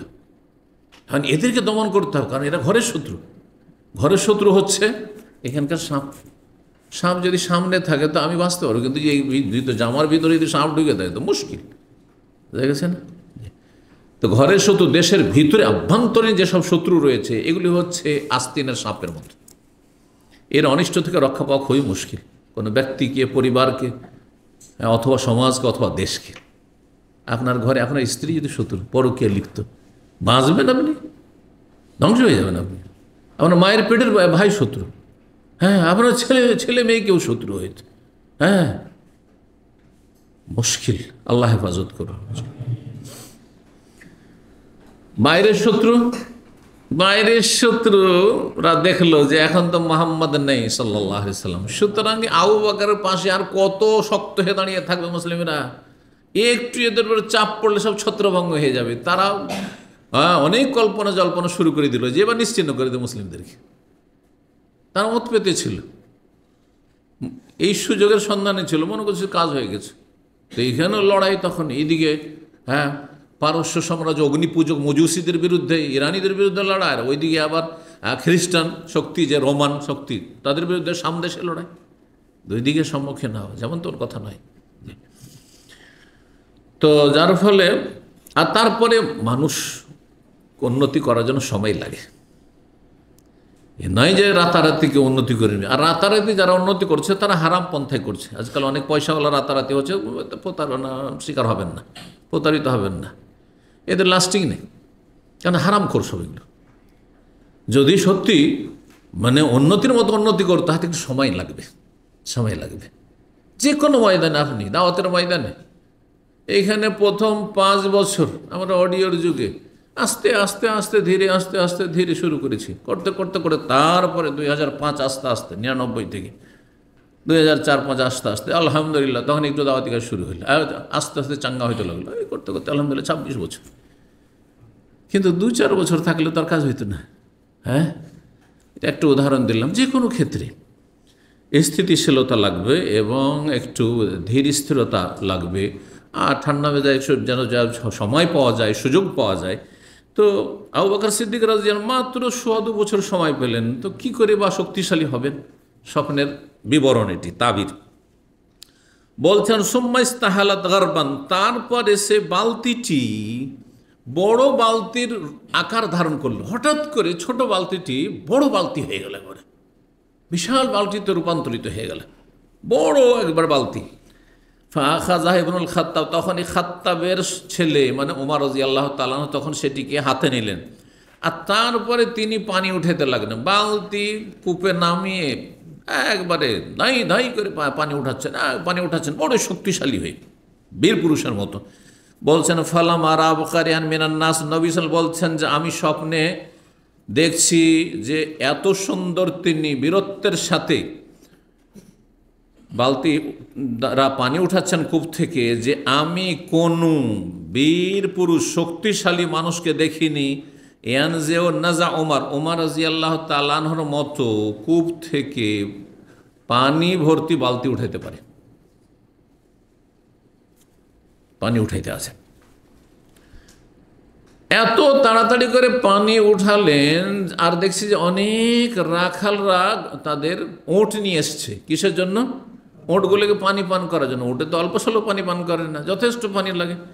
আর সবকে পানি পান করাতে করাতে তাড়াতাড়ি করে পানি পান করা হয়ে গেলো সমস্ত ওঁটের। আর তারপরে ওঁটগুলি নিয়ে ওঁটের রাখালগুলি ওঁটশালাতে, মানে ওঁটের যে বাঁধার জায়গা, সেখানে নিয়ে চলে গেল। হাত্তা দারাবান নাসু বিআতান, এমনকি লোকেরা মানে রাখালরা তাদের ওঁটগুলিকে ওঁটশালাতে তাড়াতাড়ি পৌঁছে দিল।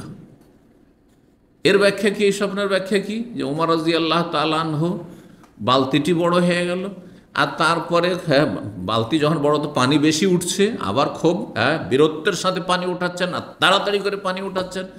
এত দ্রুত পানি উঠালেন যে এতগুলি ওঁট তাড়াতাড়ি করে সবগুলি তৃপ্তি সহকারে পানি পান করে, আর তারপরে তখন ওঁট বাঁধার জায়গাতে ওঁটের রাখালগুলি নিয়ে চলে গেল, কাজ শেষ হয়ে গেল।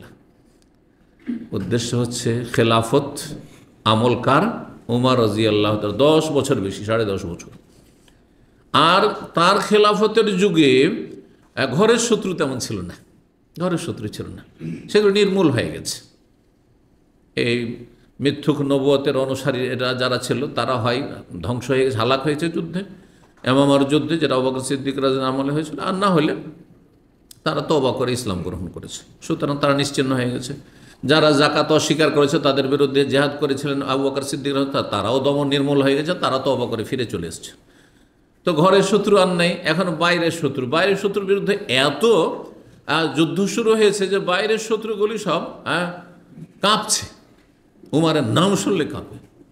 জি হ্যাঁ, আর 2 দিকে যুদ্ধ লেগে আছে। আর তার জামানায় 10 বছরের ভিতরে এই পারস্য সাম্রাজ্য শক্তি, যেটি সবচাইতে শক্তিশালী দেশ ছিল, সেটাও মুসলিমদের হস্তগত হইল।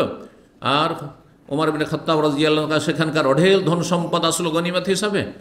আর রোমান যে শক্তি ছিল সেটাও তারও পতন ঘটল, আর শাম দেশের সমস্ত ধন সম্পদ পায়ে এসে লুটিয়ে পড়ল খলিফা রাশেদ ওমর ইবনে খাত্তাব রাদিয়াল্লাহু তাআলা আনহু। এই কথাটি বোঝানো হয়েছে এই স্বপ্নে। 3665 নম্বর হাদিস বর্ণনা করেছেন আব্দুল্লাহ বিন উমর রাদিয়াল্লাহু তাআলা আনহুমা। তিনি বলছেন কালা রাসূলুল্লাহ সাল্লাল্লাহু আলাইহি ওয়াসাল্লাম, মান জাররা সাওবাহু খয়লা, যেই ব্যক্তি অহংকার করে তার কাপড় লটকাবে, কোথায় লটকাবে?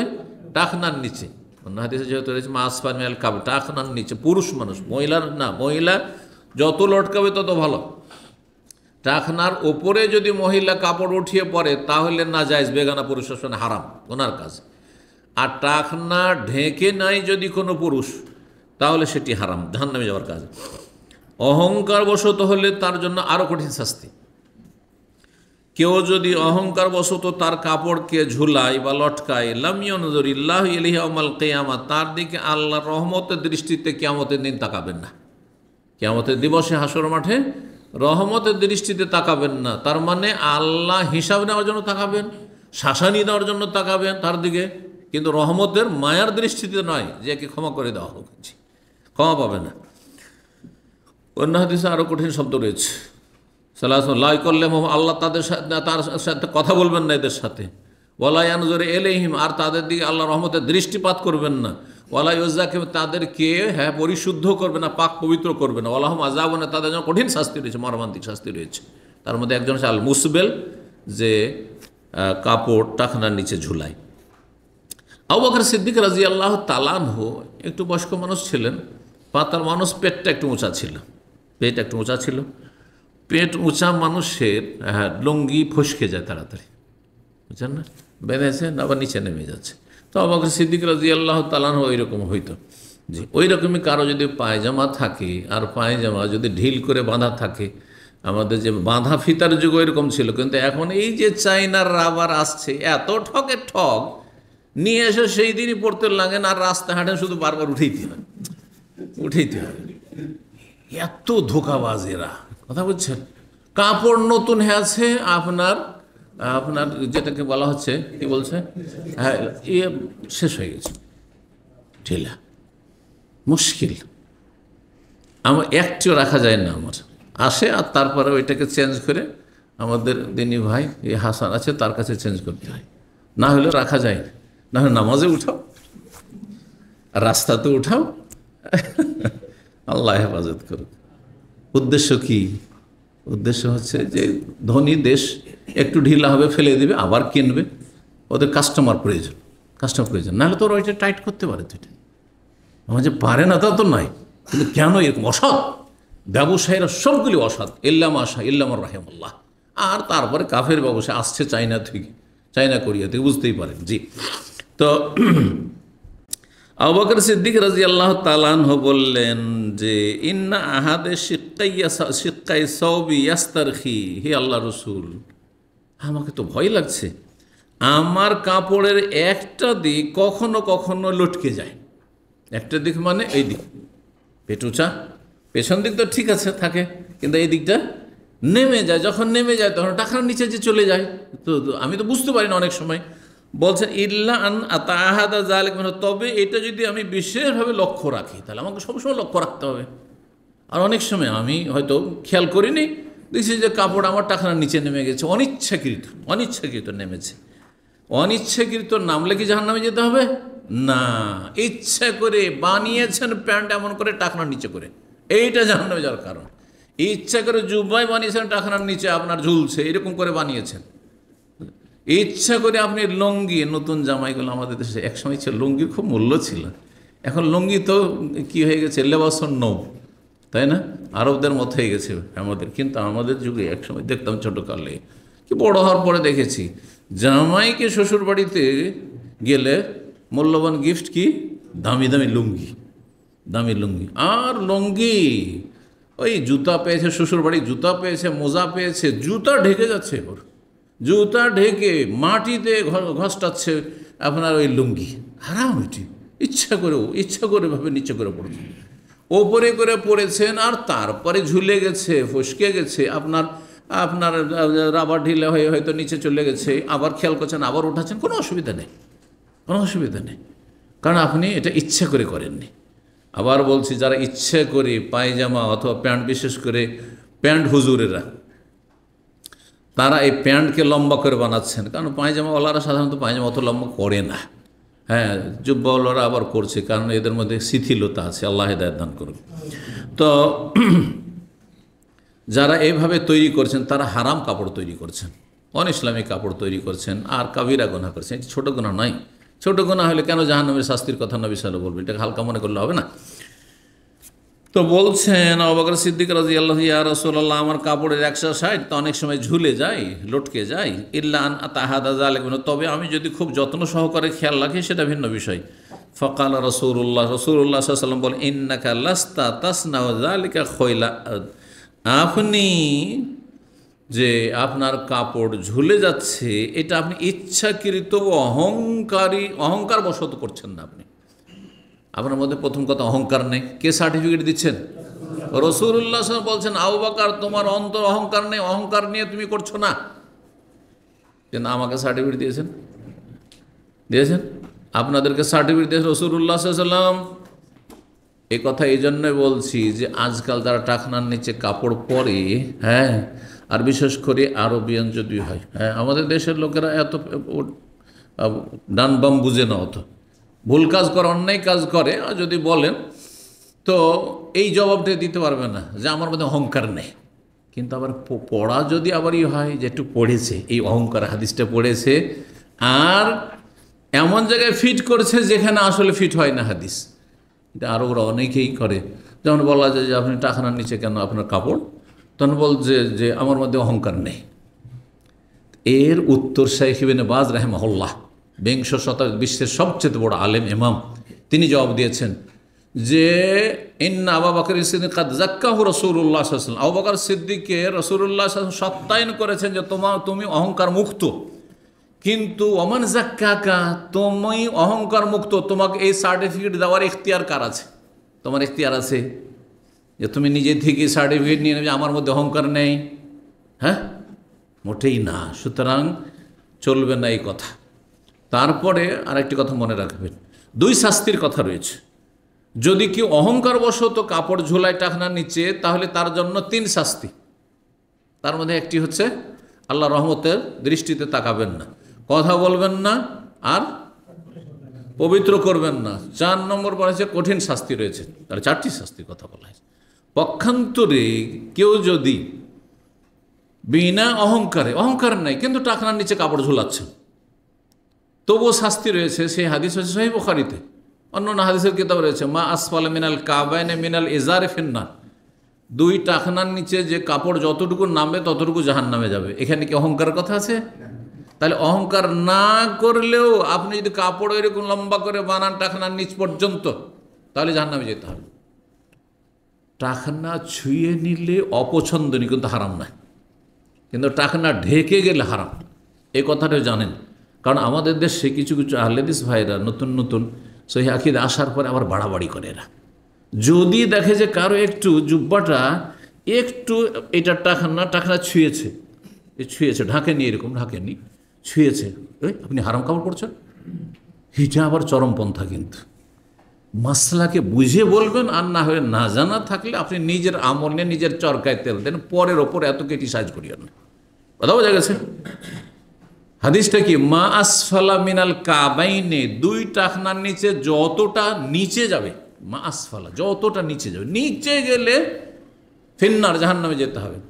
তাহলে যদি টাকনা ছুঁয়েও নাই, যে টাকনা আছে টাকনাটা টাচ করছে, তাহলে জাহান্নামে যেতে হবে না, কারণ নিচে যায়নি। নিচে গেলে সেইটুকু জায়গা জাহান্নামে। এবার বুঝতে পারছেন? তাহলে ছুঁয়ে গেলে, ওলামারা বলছেন ছুঁয়ে গেলে মানে বর্ডারে চলে গেছেন, তো বর্ডারে যাওয়া মাকরুহ, অপছন্দনীয়। কারণ বর্ডারে গেলে বর্ডার ক্রস হওয়ার আশঙ্কা আছে, সম্ভাবনা আছে। জি, যেমন আপনার জমিতে আপনার গরু ছাগল চড়াতে আইল পর্যন্ত চড়াতে পারবেন, সীমানা পর্যন্ত চড়াতে অসুবিধা আছে, কিন্তু সীমানায় চড়ানো ঠিক না, উচিত না। কেন উচিত নয়? কারণ হতে পারে যে আপনার আইলের উপরে চড়তে বকরি ওইদিকে মুখ দিয়ে দিয়েছে। আশা করি বুঝছেন বিষয়টি। দিন হচ্ছে বাড়াবাড়ি ছাড়াছাড়ির মাঝামাঝি, মধ্যম পন্থা। চরমপন্থা অবলম্বন করবেন না, আবার শিথিল পন্থী ও ঢিলাপন্থী হবেন না, যেটা আপনার নিচে চলছে, অসুবিধা নেই, আমার মধ্যে অহংকার নেই। কে বললো তোমার মধ্যে অহংকার নেই? অবশ্যই আছে। এই যে অহংকার নেই বলছো, নিজেকে নিজেই সার্টিফিকেট দিচ্ছ, এটা একটা অহংকার।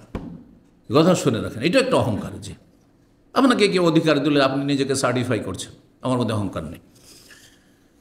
মূসা বলছেন কুলতুল সালাম আযাকারা আব্দুল্লাহ কি কথা বলেছেন মানজারা এজারাহু, যে ব্যক্তি নিজের লুঙ্গি লটকালো বলেছেন নাকি সওবাহু বলছেন? সওবাহু বলেছেন। বলছেন কাল্লাম আসমাহু জাকারা, আমি শুনিনি যে তিনি উল্লেখ করেছেন এজারাহু, তবে ইল্লা সওবাহু কাপড় বলেছেন। তাহলে বোঝা গেল যে লুঙ্গির সাথে সম্পর্ক নেই।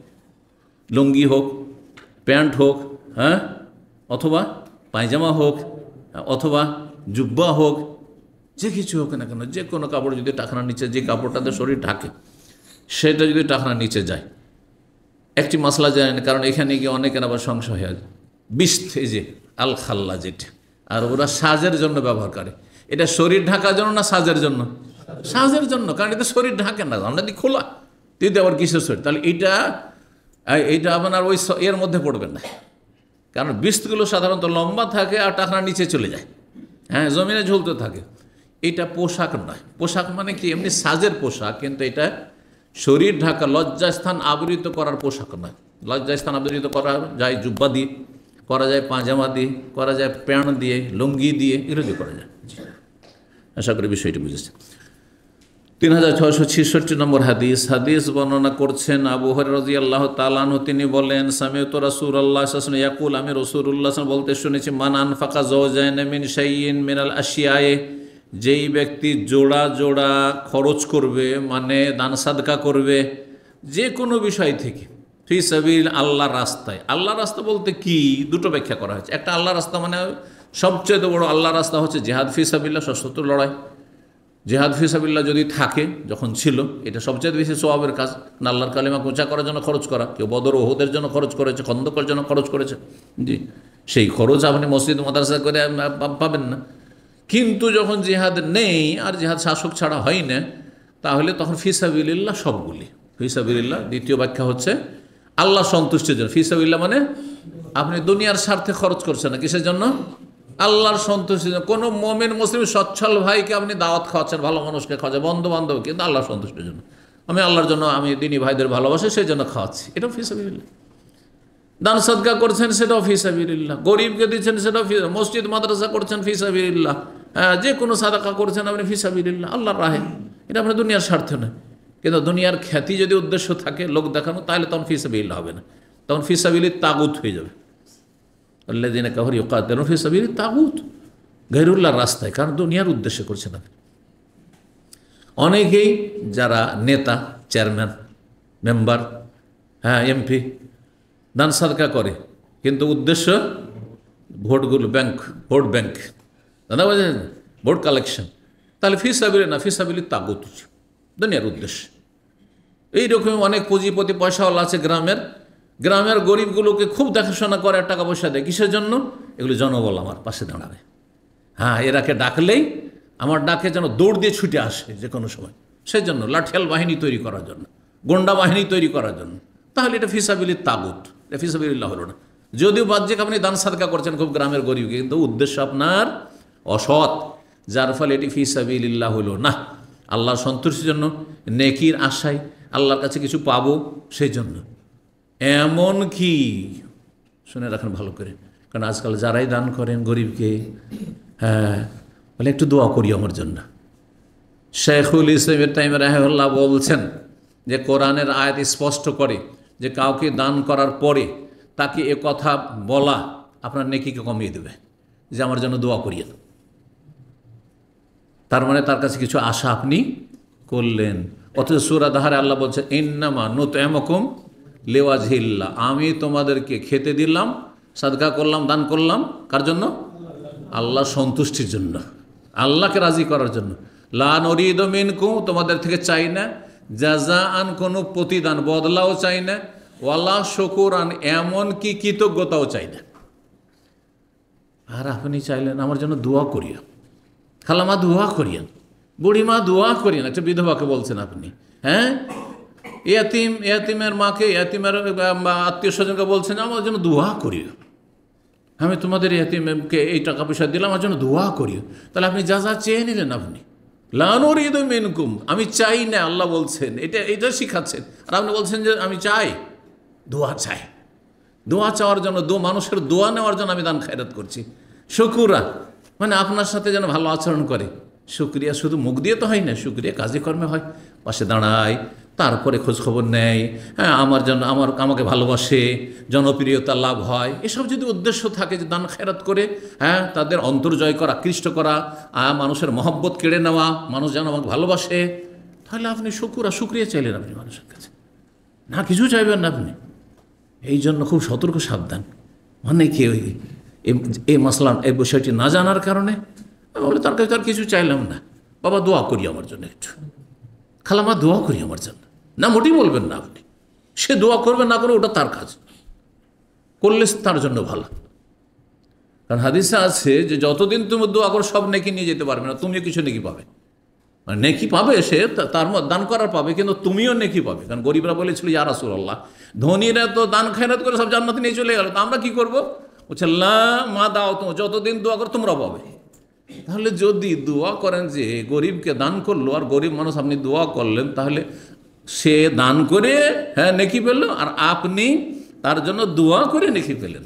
জি, এই বিষয়গুলি জানলে গরিব মানুষ এমনিতেই দোয়া করবে, আর আপনি ওই আয়াতটা জানলে আপনি নিজে দোয়া চাইতে যাবেন না, ওর ইচ্ছা হইলে করবে, সেটা তার বিষয়, ওটা আমার বিষয় না। আমি কেন বলবো তাকে, আমার কাজ আমি করলাম। জি, তো নবী সাল্লাল্লাহু আলাইহি ওয়াসাল্লাম বলছেন যেই ব্যক্তি জোড়া জোড়া খরচ করবে যে কোনো বিষয় থেকে ফি সাবিলিল্লাহ, আল্লাহ সন্তুষ্টির জন্য। জোড়া জোড়া বলতে কি বোঝান? জাওজাইনে মানে ইসনাইনে, জওজ মানে যুগল জোড়া, আর জওজ মানে ইসনাইন হয়। জওজ এখানে ফর্দ মানে দুটো দুটো দুটো করে। এর ব্যাখ্যা শোনেন, এর ব্যাখ্যা হচ্ছে টাকা দান করলে কমপক্ষে 2 টাকা, হ্যাঁ 2 টাকা, এইভাবে মানে একাধিক আর কি, একটি শুধু নয়। তারপরে ধরেন খাবার দিচ্ছেন, তো দুই রকম দেন আপনি। জাওজাইন মানে এখানে তো ওই টাকার মতো নয়, তাহলে কি করবেন আপনি? 2 রকম। তাহলে খাবার দিচ্ছেন, শুধু ভাত নয়, অনেকে শুধু ভাত দিয়ে দিচ্ছেন না, ভাতের সাথে আপনি তরকারি দিলেন। আর অনেকে দিচ্ছেন গরিবকে, যায় গরিব বাড়বে তরকারিটা দিয়ে চলে তো না, তরকারি দিলেন ভাতও দিয়ে দেন, হ্যাঁ, বা আপনি গোস্ত দিলেন তার সাথে সবজি দিলেন, এই যে জোড়া হয়ে গেল। 2 রকম দান করা, 2 রকম দান করতে বলা হয়েছে। এটার বেশি ফজিলত, কারণ মানুষের অনেক সময় একরকম দান করে হয় না। একটা গরিবকে যদি শুধু গম দেন আপনি, ধরেন গমের দেশ এক সময় ছিল, আমরা যখন ছোটো ছিলাম এত বেশি গম হইতো, আর এইসব নতুন ধানগুলো আসেনি, তখন শুধু আউশ ধান, ধানের খুব অভাব ছিল, চাউলের অভাব ছিল। যদি কেউ দুপুরে রুটি খেত, আমরা ছোটোকালে দেখেছি, তো সে মানে গরিব ফকির সে। আর এখন ধনীর পরিচয় হচ্ছে ভাত কমিয়ে দেওয়া। বুঝতে পারছেন? এই 30-40টা বছরের মধ্যে এত বিপ্লব পরিবর্তন মানব জীবনে, আশ্চর্য হয়ে যাচ্ছে আমি কিন্তু। সুবহানাল্লাহ। জি, 100 বেশি খেতে পারলে ধনীর ছেলে আছে রে, খেয়ে দে অভ্যাস আছে, কি সুনাম। আর এখন যদি বেশি কেউ খায় তো অসভ্য, জঙ্গলি। কথা বুঝতে পারছেন? আল্লাহু আকবার। তো 2 রকম খরচ করার প্রয়োজন রয়েছে। দিলেন তো শুধু চাউল দিলেন না, দিলেন তো শুধু আপনি শুধু গম দিলেন না, চালও দিলেন তো আটাও দিলেন, হ্যাঁ আপনি আটা দিলেন তো একটু গুঁড়ো দিয়ে দিলেন, ঈদের দিন শুধু আটা দিলেন, গুড় দিলেন না, তাহলে ঈদের দিনে আপনার ছেলেমেয়েরা মুখ মিষ্টি করবে, আর কোথায় পাবে? আবার গুড় কিনতে হবে তাকে। জি, 2 রকম। তো 2 রকম বা জোড়া, কোনো যুগল জিনিস হইলে জোড়া জোড়া দিলেন আপনি। আপনার বাগানে ফল আছে 2 রকম, আমও আছে লিচু আছে, শুধু আম দিলেন না, আমও দিলেন লিচুও দিলেন, এটা হচ্ছে জাওজাইন। এইভাবে যদি খরচ করেন তাহলে দইয়ামিন আবু আবিল জান্নাতে, জান্নাতের দরজাগুলি দিয়ে তাকে ডাকা হবে, ইয়া আব্দাল্লাহ, হে আল্লাহর বান্দা, হাজা খায়রুন, এই হচ্ছে সবচেয়ে উৎকৃষ্ট প্রতিদান, যে তুমি দান খায়রাত করেছো, সাদকা করেছো, জান্নাত তোমার জন্য উৎকৃষ্ট জায়গা। ফমান কানা মিন আহলিস সালাতে, যে বেশি বেশি সালাত আদায়কারী হবে, ফরজের পরে সুন্নত নফল খুব বেশি বেশি পড়েছে, তাহাজ্জুদ গুজার, সালাতুদ দুহা পড়েছে, দিনে রাতে 12 রাকাত 10 রাকাত সুন্নাত পড়েছে ইত্যাদি, যারা বেশি বেশি সালাত আদায় করে। এখানে আহলুস সালাহ মানে ফরজ নামাজই শুধু নয়, কারণ নামাজ তো পড়তে হবে, প্রত্যেককে ফরজ নামাজ পড়তে হবে, প্রত্যেকে ফরজ রোজা রাখতে হবে, তাই না? প্রত্যেকে ফরজ যাকাত দিতে হবে। তাহলে কি এর অর্থ? এর অর্থ হচ্ছে যেই ব্যক্তি বেশি বেশি নামাজ আদায় করে, সালাত আদায় করে, বেশি সুন্দর সালাত, তারপরে ফরজের পরে সুন্নত নফলগুলি আদায় করেছে। দইয়ামিন বাবিসলা, একটি জান্নাতের দরজা, তার নাম হচ্ছে বাবুসলা। জান্নাতের ধারাবাহিক আলোচনা আমার 10টি আছে, তার মধ্যে একটি আলোচনার বিষয়বস্তু জান্নাতের দরজা সমূহ আছে কিন্তু। জি, তো একটি দরজা হচ্ছে 8টি দরজার মধ্যে বাবুসলা, সলাতের দরজা স্পেশাল যারা খুব বেশি নামাজি তাদের জন্য। 7 বছর থেকে সলাৎ ধরেছে, 10 বছর পর তো একেবারে ছাড়েনি, আর সুন্নত পড়ে, তাহাজ্জুদও পড়ে, সলাতুদ দুহা পড়ে, হ্যাঁ ইশরাক পড়ে, ওদেরকে ডাকা হবে। অমান যার মধ্যে যেই নেকির কাজটি বেশি ওই গেট দিয়ে ওকে ডাকা হবে। ধরেন আপনার সবই আছে, সলাৎ নামাজও আছে, হ্যাঁ, তারপরে জাকাতও আছে, সাদকাও আছে, আর রোজাও আছে, আপনার হজও আছে, আপনার জেহাদও আছে, আপনার আরও কিছু আছে, কিন্তু আপনার আমল যেটা সবচেয়ে বেশি সেই দরজা দিয়ে আপনাকে ডাকা হবে। ওমান কান মিন আহলি জেহাদ, আর যেই ব্যক্তি জেহাদকারী ছিল, 2 আমিন বাবিল জেহাদ, তাকে জেহাদের দরজা দিয়ে ডাকা হবে। যেমন খালিদ বিন ওয়ালিদ, হ্যাঁ, আবু উবাইদা বিন জাররাহ, তাদের নেতৃত্বে আল্লাহ রাব্বুল আলামিন নবী সাল্লাল্লাহু আলাইহি ওয়াসাল্লাম খোলাফায়ে রাশিদিনের জামানার 2টো বড় শক্তিকে আল্লাহ নির্মূল করেছেন, মাটিতে মিশিয়ে দিয়েছেন। সেই দেশগুলি মুসলিমদের কাছে এসেছে, সেই দেশের ধন সম্পদ মুসলিমদের কাছে এসে আল্লাহর রাস্তায় তারা খরচ করেছেন। জি, তো তাদেরকে ডাকা হবে। ওমান কান মিন আহলিস সাদাকার, যারা বেশি বেশি দান সাদকা করেছে, 2 আমিন বাবিস সাদকা, একটি দরজা, তার নাম হচ্ছে বাবুস সাদাকা, সাদকা দরজা। ওমান কান মিন আহলিস, যে বেশি বেশি রোজা রেখেছে, রমজানের রোজার পরে মাসে 3টি করে রোজা রেখেছে, আবার সোমবার বৃহস্পতিবার রেখেছে, আর তারপরে শওয়াল মাসে 6 রোজা রেখেছে, আরাফার রোজা রেখেছে, হ্যাঁ, মুহররমের আশুরা রোজা রেখেছে। এইভাবে যারা বেশি বেশি রোজা রাখবে, 2 আমিন বাবিস সিয়ামে, তাকে বাবুস সিয়াম, রোজার দরজা দিয়ে ডাকা হবে। যার আর একটি নাম হচ্ছে বাবুর রাইয়ান। রাইয়ান কেন বলা হয়? রাইয়ুন মানে পানি পান করে পরিতৃপ্তি লাভ করা। জি, পানি, হ্যাঁ, রাইয়ুন মানে হচ্ছে পরিতৃপ্তি। তো ওখান থেকে যেহেতু রোজাদার সারা দিন পিপাসার কষ্টে থেকেছে, সেজন্য সেই দরজার নাম কোনো ভিআইপি দরজার নাম হচ্ছে বাবুর রাইয়ান। আবু বকর সিদ্দিক রাদিয়াল্লাহু জিজ্ঞেস করেন রাসূলুল্লাহ সাল্লাল্লাহু আলাইহি ওয়াসাল্লাম, মা আলাল্লাযী ইউদা মিন তিলকাল আবওয়া মিন দারুরাতিন, যেই ব্যক্তিকে এই সমস্ত দরজাগুলি থেকে ডাকা হবে তার কোনো ক্ষতি নেই। দারুরাতুন মানে, যারা ভাষ্যকার, আরবি ভাষ্যকার, তারা দারার, নতুন একটি জিনিস দেখলাম, তারা দারার লিখেছেন, মানে কোনো ক্ষতি নেই। সবটি দরজা দিয়ে ডাকলে তার কোনো ক্ষতি আছে? সবটি দিয়ে কি ঢুকবে? একজন মানুষ সব দরজাতে ঢুকতে পারে? শুধু এটি তাহলে কি সব দিক থেকে ডাকছে, এটা সম্মাননা শুধু, এর বেশি কিছুই নাই। মানে আপনি ভিআইপি মানুষ, আর আপনি গেছেন কোথাও, এই লোকও ডাকছে আর সেই লোকও ডাকছে, আপনি সব দরজাতে কী করে ঢুকবেন? একটা দিয়ে ঢুকতে হবে একজন মানুষকে, তাই না? আপনার তো একটা দরজা খোলা থাকা যথেষ্ট, কিন্তু আপনাকে সমস্ত দরজা দিয়ে ওয়েলকাম করা হচ্ছে, তার মানে আপনাকে সম্মান দেখানো হচ্ছে। জি, তো এতটুকু, কিন্তু কোনো ক্ষতি নেই। কিন্তু এমন কোনো ব্যক্তি কি আছে যে যাকে ডাকা হবে সবগুলি দরজা দিয়ে? আর দারুরাতুন মানে, যদি দারুরা যেটা জরুরত মানে প্রয়োজন তাহলে এরকম অর্থ হবে, মা আলা হাযাল্লাযী ইউদা মিন তিলকাল আবওয়া মিন দারুরা, যাকে এই সমস্ত দরজাগুলি দিয়ে ডাকা হবে কোনো প্রয়োজনই নেই, কারণ একটা দরজাতে ঢুকতে পারলে তো জান্নাতে চলে গেল, কোনো প্রয়োজন নেই। কিন্তু এমন কোনো ব্যক্তি কি হবে যে এত বড় সম্মান পাবে যে সব দরজা দিয়ে ডাকা হবে?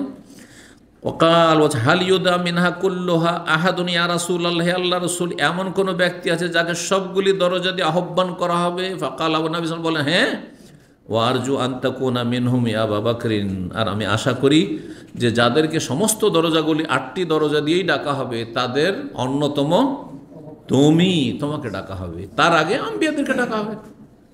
যদি আবু বকরকেই সমস্ত দরজা দিয়ে ডাকা হয় তো নবীদেরকে ডাকা হবে না? হ্যাঁ, নবীরা বেশি মর্যাদা রাখে, নবীদেরকে আগে ডাকা হবে।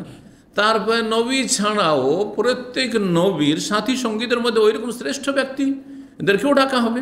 জি, কিন্তু এই উম্মতের আবু বকর সিদ্দিক রাদিয়াল্লাহু যাকে নবী সাল্লাল্লাহু আলাইহি ওয়াসাল্লাম সার্টিফিকেট দিয়েছেন যে তোমাকে সবগুলি দরজা দিয়ে ডাকা হবে, এর মানে এই নয় যে আবু বকর ছাড়া এই উম্মতে আর কেউ নেই, এটাও ভাববেন না আবার। হ্যাঁ, এই কোয়ালিটির আরও কেউ থাকতে পারে, নবী সাল্লাল্লাহু আলাইহি ওয়াসাল্লামের আমলে সাহাবীদের মধ্যেও থাকতে পারে, তাবেঈনদের মধ্যেও থাকতে পারে, তারপরেও থাকতে পারে আইম্মা ওলামাদের মধ্যেও থাকতে পারে, যাকে সবগুলি দরজা দিয়ে ডাকা হবে। তার সব রকমের ইবাদত পারফেক্ট হইতো, সবগুলি ইবাদতের সুন্নত নফল আছে ফরজের সাথে। এতে আবু বকর সিদ্দিক রাদিয়াল্লাহু তাআলা আনহুর মর্যাদা প্রমাণিত হলো। 3667 নম্বর হাদিস বর্ণনা করছেন মা আয়েশা রাদিয়াল্লাহু তাআলা আনহা নবী সাল্লাল্লাহু আলাইহি ওয়াসাল্লামের সহধর্মিণী বলছেন আন্না রাসূলুল্লাহ সাল্লাল্লাহু আলাইহি ওয়াসাল্লাম মাতা, রাসূলুল্লাহ সাল্লাল্লাহু আলাইহি ওয়াসাল্লাম মারা গেছেন। মা আয়েশা কি বললেন? যে নবী মাতা, মাতা মানে কি? মাতা মৌত থেকে, মাতা এমত অতীতকাল, মানে নবী সাল্লাল্লাহু আলাইহি ওয়াসাল্লাম মৃত্যুবরণ করেছেন, মারা গিয়েছেন। কিন্তু বিদাতীরা মনে করে কেউ যদি বলে নবী মৃত্যুবরণ করেছেন তাহলে সে বেয়াদবি করলো, নবীর অবমাননা করলো, হ্যাঁ, মানহানি করলো, ঠিক না? তো মা আয়েশা রাদিয়াল্লাহু তাআলা আনহা নবীর মানহানি করেছেন, হ্যাঁ, ছোট করেছেন নবীকে, মিথ্যা কথা বলেছেন। শুধু তাই নয়, বরং আমাদের দেশের যতগুলি তরিকতলা আছে, দেওবন্দি হোক আর বেরেলি হোক, মোটা দাগে সবগুলির বিশ্বাস হায়াতুন নবী, ঠিক না? হায়াতুন নবী না ওফাতুন নবী? মা আয়েশা বলছেন কি নবী বেঁচে আছেন? হায়াতুন নবী মানে হায়াত মানে বেঁচে আছেন। নবী বেঁচে আছেন না মারা গেছেন? মাতা, নবী সাল্লাল্লাহু আলাইহি ওয়াসাল্লাম মারা গেছেন যেই সময় ইন্তেকাল করেছেন ও আবু বকরের বিসুনহে, সেই সময় আবু বকর সিদ্দিক রাদিয়াল্লাহু তাআলা সুনহ নামক স্থানের বাড়িতে ছিল। তাহলে আবু বকর সিদ্দিকের আরও বাড়ি ছিল, একটা বাড়ি তো মসজিদ নবীর কাছে, কারণ সাহাবায়ে কেরামদের প্রায় সাহাবীর একাধিক স্ত্রী ছিল, একাধিক স্ত্রী। আর আমাদের দেশে যারা 2 বিয়ে 3 বিয়ে করে আর এক উঠানে এক ঘরে 2-3 বিবিকে নিয়ে থাকে আর সারাদিন হই হই হই হই করতে থাকে আর একেবারে কুকুর শিরগালের মতো জীবনযাপন করে, না না না না, এটা না। সাহাবীরা সেই গরিব অবস্থাতেও 2টো স্ত্রী আছে, 2 জায়গায় বাড়ি, যাতে করে ঝগড়া তো সতীনে সতীনে ঝগড়া না, সতীনের সাথে দেখা হইলে কি হবে, মেজাজ গরম হবে দেখলে। আর যদি 103কে দেখে যে ও স্বামীর কাছে গেছে তো হ্যাঁ আগুন লেগে যাবে শরীরে, তাই না? এই জন্য এত দূরে থাকো যে ও দেখতেও পাবে না, ও গায়ে আগুনও লাগবে না, বোঝা গেছে? জি, দূরে থাকো। জি, তো সনহ এলাকায়, সনহ এমন এলাকাগুলোকে বলা হয় যেইখানকার মাটি লোনা, খানিকটা নরম, লোনা লোনা মাটিগুলো একটু ভুসভুসে মাটি থাকে, এলাকার পানিগুলো মাটিগুলো এরকম ছিল। এই এলাকাটি কোথায়? আওয়ালি, মদিনার একটি এলাকা আওয়ালি। আজকাল দাম্মামের বাসগুলো কিন্তু, উমরার বাসগুলি আওয়ালিতে থামছে বা আওয়ালি থেকে আসছে, যখন আসছে আওয়ালি বহু বচন, ওর এক বচন আলিয়া। এলাকাটি তখনকার একটু উঁচু এলাকা ছিল বলা হচ্ছে, আলিয়া মানে সাধারণত এরকম হয়। ইসমাইল বলছেন তা নিয়ে সুনহ মানে হচ্ছে বিল আলিয়া মানে আওয়ালিতে। তাহলে আওয়ালিতে বাড়ি ছিল, আওয়ালি যেটা কাছেন আওয়ালি সেটাও কমপক্ষে মসজিদে নবী থেকে 1.5 কিলোমিটার দূরে। জি, ফাকাল ওমর, ওমর রাদিয়াল্লাহু তাআলা বললেন, ওমর রাদিয়াল্লাহু তাআলা কিন্তু ছিলেন নবী সাল্লাল্লাহু ইন্তেকালের পরে পরে, আর তিনি মসজিদে নবীতে তিনি নিজের হুঁশ হারিয়ে দিয়েছেন, হুঁশ হারিয়ে দিয়েছেন। কি বলছেন? ওয়াল্লাহি, আল্লাহর কসম করে বলছেন তিনি, মা মাতা রাসূলুল্লাহ, রাসূলুল্লাহ মারা যাননি, রসুল মৃত্যুবরণ করেন নাই। তারপরে বলছেন কালাত, মা আয়েশা বলছেন ওয়াকালা ওমর, ওমর বলছেন ওয়াল্লাহি, আল্লাহর কসম করে বলছে, মা কানা ইয়াকাউ ফি নাফসি ইল্লা যাকা, আমার মনে এটি দৃঢ় বিশ্বাস যে নবী মারা যাননি, ইন্তেকাল করেননি, বেঁচে আছেন। নবী আল্লাহর সাথে সাক্ষাৎ করতে গেছেন, তিনি বলছিলেন খেয়াল হুঁশ নেই, মানুষ যখন মানুষের উপরে যখন বড় বিপদ আসে তখন হ্যাঁ কী হয়, হিতাহিত জ্ঞান হারিয়ে ফেলে, পাগলের মতো হ্যাঁ কথা বলে না? জি, তো তিনি ওই রকম হয়ে গেছিলেন, বলছেন না আমার এটি দৃঢ় বিশ্বাস। আর যারা বলছেন নবী মারা গেছেন, নবী ইন্তেকাল করেছেন, ওয়ালা ইয়াবআসান্নাহুল্লাহ, আর অবশ্যই অবশ্যই কসম করে বলছে আল্লাহ তাকে পুনরায় জীবিত করে পুনরায় পাঠাবেন, আল্লাহর কাছে গেছেন তিনি, আবার তাকে পাঠাবেন। ফালা ইউকাত্তিআন্না আইদিয়া রিজালিন, ওই সমস্ত লোকের হাতগুলি ওয়া আরজুলাহুম, পাগুলিকে উল্টো করে নবী সাল্লাল্লাহু আলাইহি ওয়াসাল্লাম এসে কাটবেন, কর্তন করবেন। কিসের অপরাধে? যে কেন বললে যে নবী মারা গেছেন? নবী মারা যাননি, নবী ইন্তেকাল করেননি, বেঁচে আছেন, তিনি আল্লাহর সাথে দেখা করতে গেছেন। সুবহানাল্লাহ, এভাবে কথা বলছেন তিনি। ফাজা আবু বকর সিদ্দিক রাদিয়াল্লাহু তাআলা আনহুর বাড়ি যেহেতু দূরে ছিল, আসলেন। ফাকাশাফা আন রাসূলিল্লাহ, তারপরে সরাসরি যেহেতু তার মেয়ে মা আয়েশা তা হুজরাতে সরাসরি গেলেন, কারণ মেয়ের ঘরে তো গেলেন। আর ফাকাব্বালাহু, গিয়ে তিনি চুমুন দিলেন। কপালে চুমুন দিলেন। জি, কপালে চুমুন দেওয়া, বড়দের কপালে চুমু দেওয়া বা মাথায় চুমুন দেওয়া, গালে নয়। ফাকাল বলেন, বে আবি আনতা ওয়া উম্মি, আমার বাপ এবং মা আপনার ওপর কুরবান হোক, উৎসর্গ হোক। তিবতা হাইয়ান ওয়া মাইয়াতান, আপনি জীবিত এবং মৃত উভয় অবস্থায় সুখী, সম্মানিত, পাক পবিত্র, তাইয়্যিব থেকে তিবতা। ওয়াল্লাহি, আল্লাহর কসম করে বলছি, আল্লাযী নাফসি বিয়াদিহি, সে আল্লাযী নাফসি বিয়াদিহি, যার হাতে আমার প্রাণ রয়েছে, লা ইউযীকাকাল্লাহুল মাউতাতাইনি আবাদা, আল্লাহ কখনো আপনার দুইবার মৃত্যু দেবেন না। মানুষের মরণ একবারই, দুই মৃত্যুর আসাদন আপনাকে করাবেন না। সুম্মা খারাজা, তারপরে মা আয়েশা রাদিয়াল্লাহু তাআলা আনহা হুজরা থেকে বেরোলেন মসজিদে, আর বললেন, আইয়ুহাল হালিফ, হে কসমকারী। কাকে বলছেন? উমারকে। কারণ উমাম কসম করে করে বলছে, আল্লাহর কসম করে বলছি, নবী মারা যাননি। যারা বলে নবী মারা গেছেন, ওদের হাত পাকে কর্তন করবেন নবী এসে। জি, অত বড় অপরাধ করছে যে নবী মারা গেছেন, পাগল হয়ে গেছেন তিনি। জি, আলা রিসলিকা আইয়ুহাল, হে কসমকারী উমার, আলা রিসলিকা, তুমি শান্ত হও, এত বাড়াবাড়ি করে শান্ত হও, চুপ হও। ফালাম্মা তাকাল্লাম আবু বকর, যখন আবু বকর সিদ্দিক রাদিয়াল্লাহু তাআলা আনহু ভাষণ দিতে শুরু করলেন, জালাস ওমর, তখন ওমর বসে গেলেন। ওমর তখন বসে শুনতে লাগলেন। 3668 নম্বর ফাহামেদাল্লাহ, আল্লাহর প্রশংসা করলেন। আবু বকর সিদ্দিক রাদিয়াল্লাহু আসনা আলী গুণগান পেশ করলেন, আর তারপরে এই ভাষণ দিয়েছিলেন, আল্লাহ শুনে রাখো, মান কানা ইয়াবুদু মুহাম্মাদান, যারা মুহাম্মদ সাল্লাল্লাহু আলাইহি ওয়াসাল্লামের পূজা করত, কেউ যদি মুহাম্মদ সাল্লাল্লাহু আলাইহি ওয়াসাল্লামের পূজারী থেকে থাকে, ফাইন্না মুহাম্মাদান কাদমা, তারা জেনে রাখুক যে মুহাম্মদ সাল্লাল্লাহু আলাইহি ওয়াসাল্লাম মৃত্যুবরণ করেছেন। আর যিনি মারা গেছেন মরণশীল, তার এবাদত, পূজা, এবাদত, উপাসনা চলে না। যিনি চিরঞ্জীব আল্লাহ, তার এবাদত চলে। ওমান কানা ইয়াবুদুল্লাহ, যারা আল্লাহর এবাদত করতো, এক ফাইন্নাল্লাহ হাইয়ুন, তারা জেনে রাখুক যে আল্লাহ হচ্ছেন চিরঞ্জীব, লা ইয়ামুত, কখনো তিনি মরবেন না। ওয়াকাল, তারপরে সূরা জুমার আয়াত নম্বর 30 পাঠ করলেন, ইন্নাকা মাইয়াতুন ওয়া ইন্নাহুম মাইয়াতুন, আল্লাহ ইরশাদ করেছেন, হে নবী, তুমি মরণশীল, তুমি মাইয়াত, মরবে। ওয়া ইন্নাহুম মাইয়াতুন, আর তোমার শত্রুরা, ওরাও মরবে।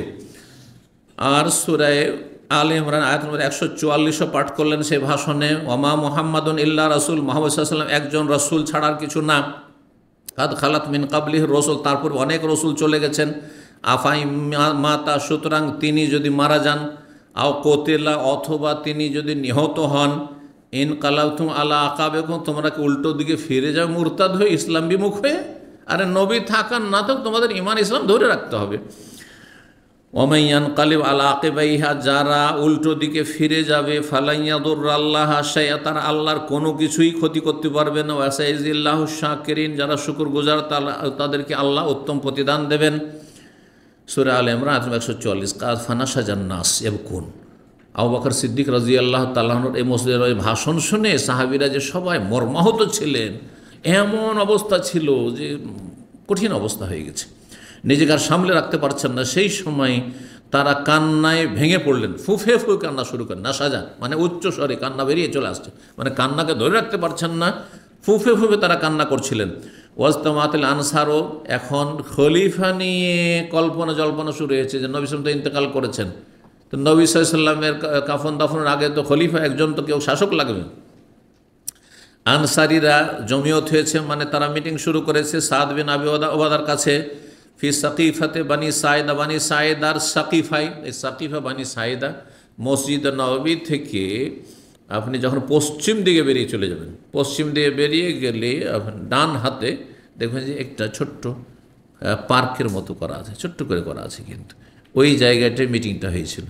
লিখা নেই, কারণ লিখা থাকলে ওখানে পূজা করতো। একজন তুর্কি আমলে ওই জায়গাতে গায়রুল্লাহকে সেজদা করতো মানুষ, আসে ওই জায়গাটাকে সেজদা করতো। সাহাবীরা ওখানে মিটিং করেছেন বসে যে কি করা যায়, হ্যাঁ, খেলাফতের বিষয়টি, আর ওই জায়গাকে সেজদা করে। নবী সাল্লাল্লাহু আলাইহি ওয়াসাল্লামের জন্মের জায়গা মওলাদুস যে লাইব্রেরি আছে মক্কাতে, ওখানে সেজদা করতো কাবাকে পিছনে করে মুশরিক কবর পূজারীরা, যার ফলে সেই জায়গাগুলোতে আর কোনো কিছু লিখা সাধারণত থাকে না, ছোট্ট করে লেখা আছে মক্তাবা, লাইব্রেরি লেখা আছে, আর মওলিদুর রাসূল সম্ভবত লেখাও আছে আরবিতে শুধু। তো বলছেন যে সাকিফা বানি সাইদায়, সেখানে ওই বানু সাইদার চত্বরে সেখানে জমা হয়েছিলেন তারা।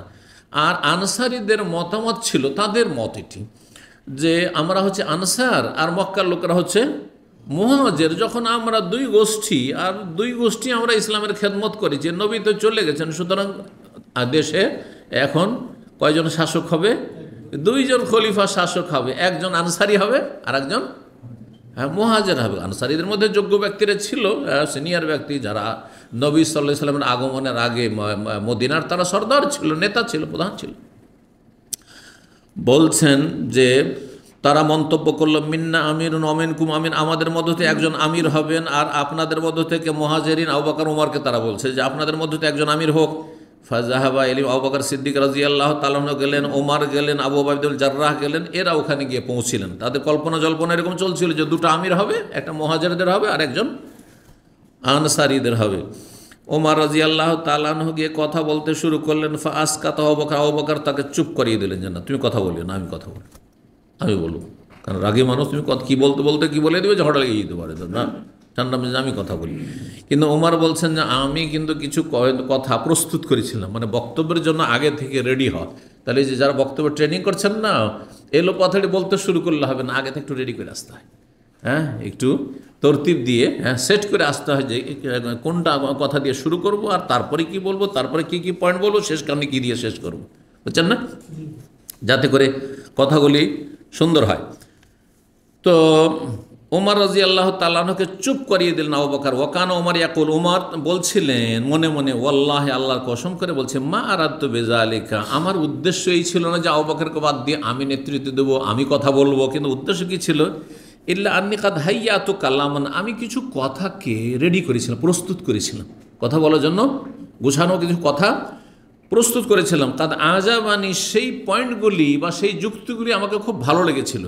খাসি তো আল্লাহ বিলুগাহ আবু বকর, আর আমি চিন্তা এই আশঙ্কায় যে কি জানি আবু বকর সিদ্দিক রাদিয়াল্লাহু তাআলা আনহুর চিন্তা চেতনা হয়তো অতদূর পৌঁছিবে না। আমি যেভাবে একটু যুক্তিসঙ্গত কথাগুলি আমি তৈরি করেছিলাম, প্রস্তুত করেছিলাম, হয়তো আবু বকর নাও বলতে পারেন, হ্যাঁ, তখন কথা অসম্পূর্ণ থেকে যাবে, এই জন্য আমি বলতে চেয়েছিলাম। সুম্মা তাকাল্লাম, আবু বকর বলছেন, তারপর আবু বকর সিদ্দিক যখন কথা বলতে লাগলেন, ফাতাকাল্লামা, কথা বললেন, আবলাগান নাস, সবচেয়ে সুন্দর করে কথা বললেন, মানে আমি যা বলতে চাইলাম আমার চাইতে বেশি ভালো করে কথা বললেন তিনি, যোগ্যতা মানুষের। ফাকালা ফি কালামিহি, তার কথার মধ্যে একটি কথা ছিল, নাহানুল ওমারা, শোনো, নবী সাল্লাল্লাহু আলাইহি ওয়াসাল্লামের দিক নির্দেশনা যে শাসক হবে কুরাইশ বংশ থেকে, আর আবু বকর ওমর এরা সবাই কুরাইশ বংশ, আমরা হব ওমারা মানে আমির, আমরা শাসক খলিফা হব। আর ওয়ান্তুম লৌজারা, আর তোমরা হবে উজির, মানে তোমরা পরামর্শদাতা বা মন্ত্রী। আজকাল ওজির বলা হয় কাকে? মন্ত্রীকে বলা হয়। আর তখনকার যুগে বলা হয়তো ওজির মানে হচ্ছে পরামর্শদাতা, পাশে থাকবে তোমরা উপদেষ্টা হিসাবে, পরামর্শ দেবে। আর নেতৃত্ব কার হাতে থাকবে? কুরাইশ বংশের লোকদের হাতে থাকবে। তো এই কথা বললেন হুবাব ইবনুল মুনজির। তখন হুবাব মুনজির তিনি আনসারি, তিনি বলেন না, এটা নয়, ওয়াল্লাহি আল্লাহর কসম করে বলছি, লা নাফল, এটা আমরা মানব না, কারণ আমরাও ইসলামের জন্য কুরবানি দিয়েছি, আমাদের মধ্যে থেকে একজন আমির হইতে হবে, আর আমাদের মধ্যে নেতা লোক রয়েছে। মিন্না আমিরুন অমিনকুন, আমাদের মধ্যে নেতা হবে আর আপনাদের মধ্যে একজন নেতা হবে। তো বলছেন তার ফাকাল আবু বকর সিদ্দিক তখন বলে, না না, লাকিন্নাল ওমরা, আমরা কোরাইশিরা, যারা মুহাজির কোরাইশি, তারা ওমারা হব মানে খলিফা হব। আর ওয়ান্তুমুল ওজারা, তোমরা হবে মন্ত্রী বা উপদেষ্টা হবে। হুম আওসাতুল আরবে দারান, কারণ কোরাইশ বংশের লোকেরা আরবদের মধ্যে তারা শ্রেষ্ঠ। ও আরব আহসামান, বংশীয় মর্যাদায় তারা সম্ভ্রান্ত, সুতরাং তাদের বংশীয় মর্যাদাও রয়েছে। আর মক্কাতুল মুকাররমে থাকার জন্য আরব যত মানুষ রয়েছে সবাই তাদেরকে যেই শ্রদ্ধার নজরে দেখে, দৃষ্টিতে দেখে, মদিনার লোককে ওই মর্যাদায় দেখে না। তো আরেকটি হাদিসও রয়েছে, হাদিসটি এখানে বলে দেওয়া ভালো হবে। নবী সাল্লাল্লাহু ভবিষ্যৎবাণী করেছিলেন যে বা নির্দেশ দিয়েছেন, আল আইম্মাতু মিন কুরাইশ, শাসক খলিফা হবে কুরাইশ বংশ থেকে, যোগ্য ব্যক্তি যদি থাকে তো শাসক হবে কুরাইশ বংশ থেকে। তো এই দিক থেকে নবী সাল্লাল্লাহু আলাইহি ওয়াসাল্লাম বলে দিয়েছিলেন।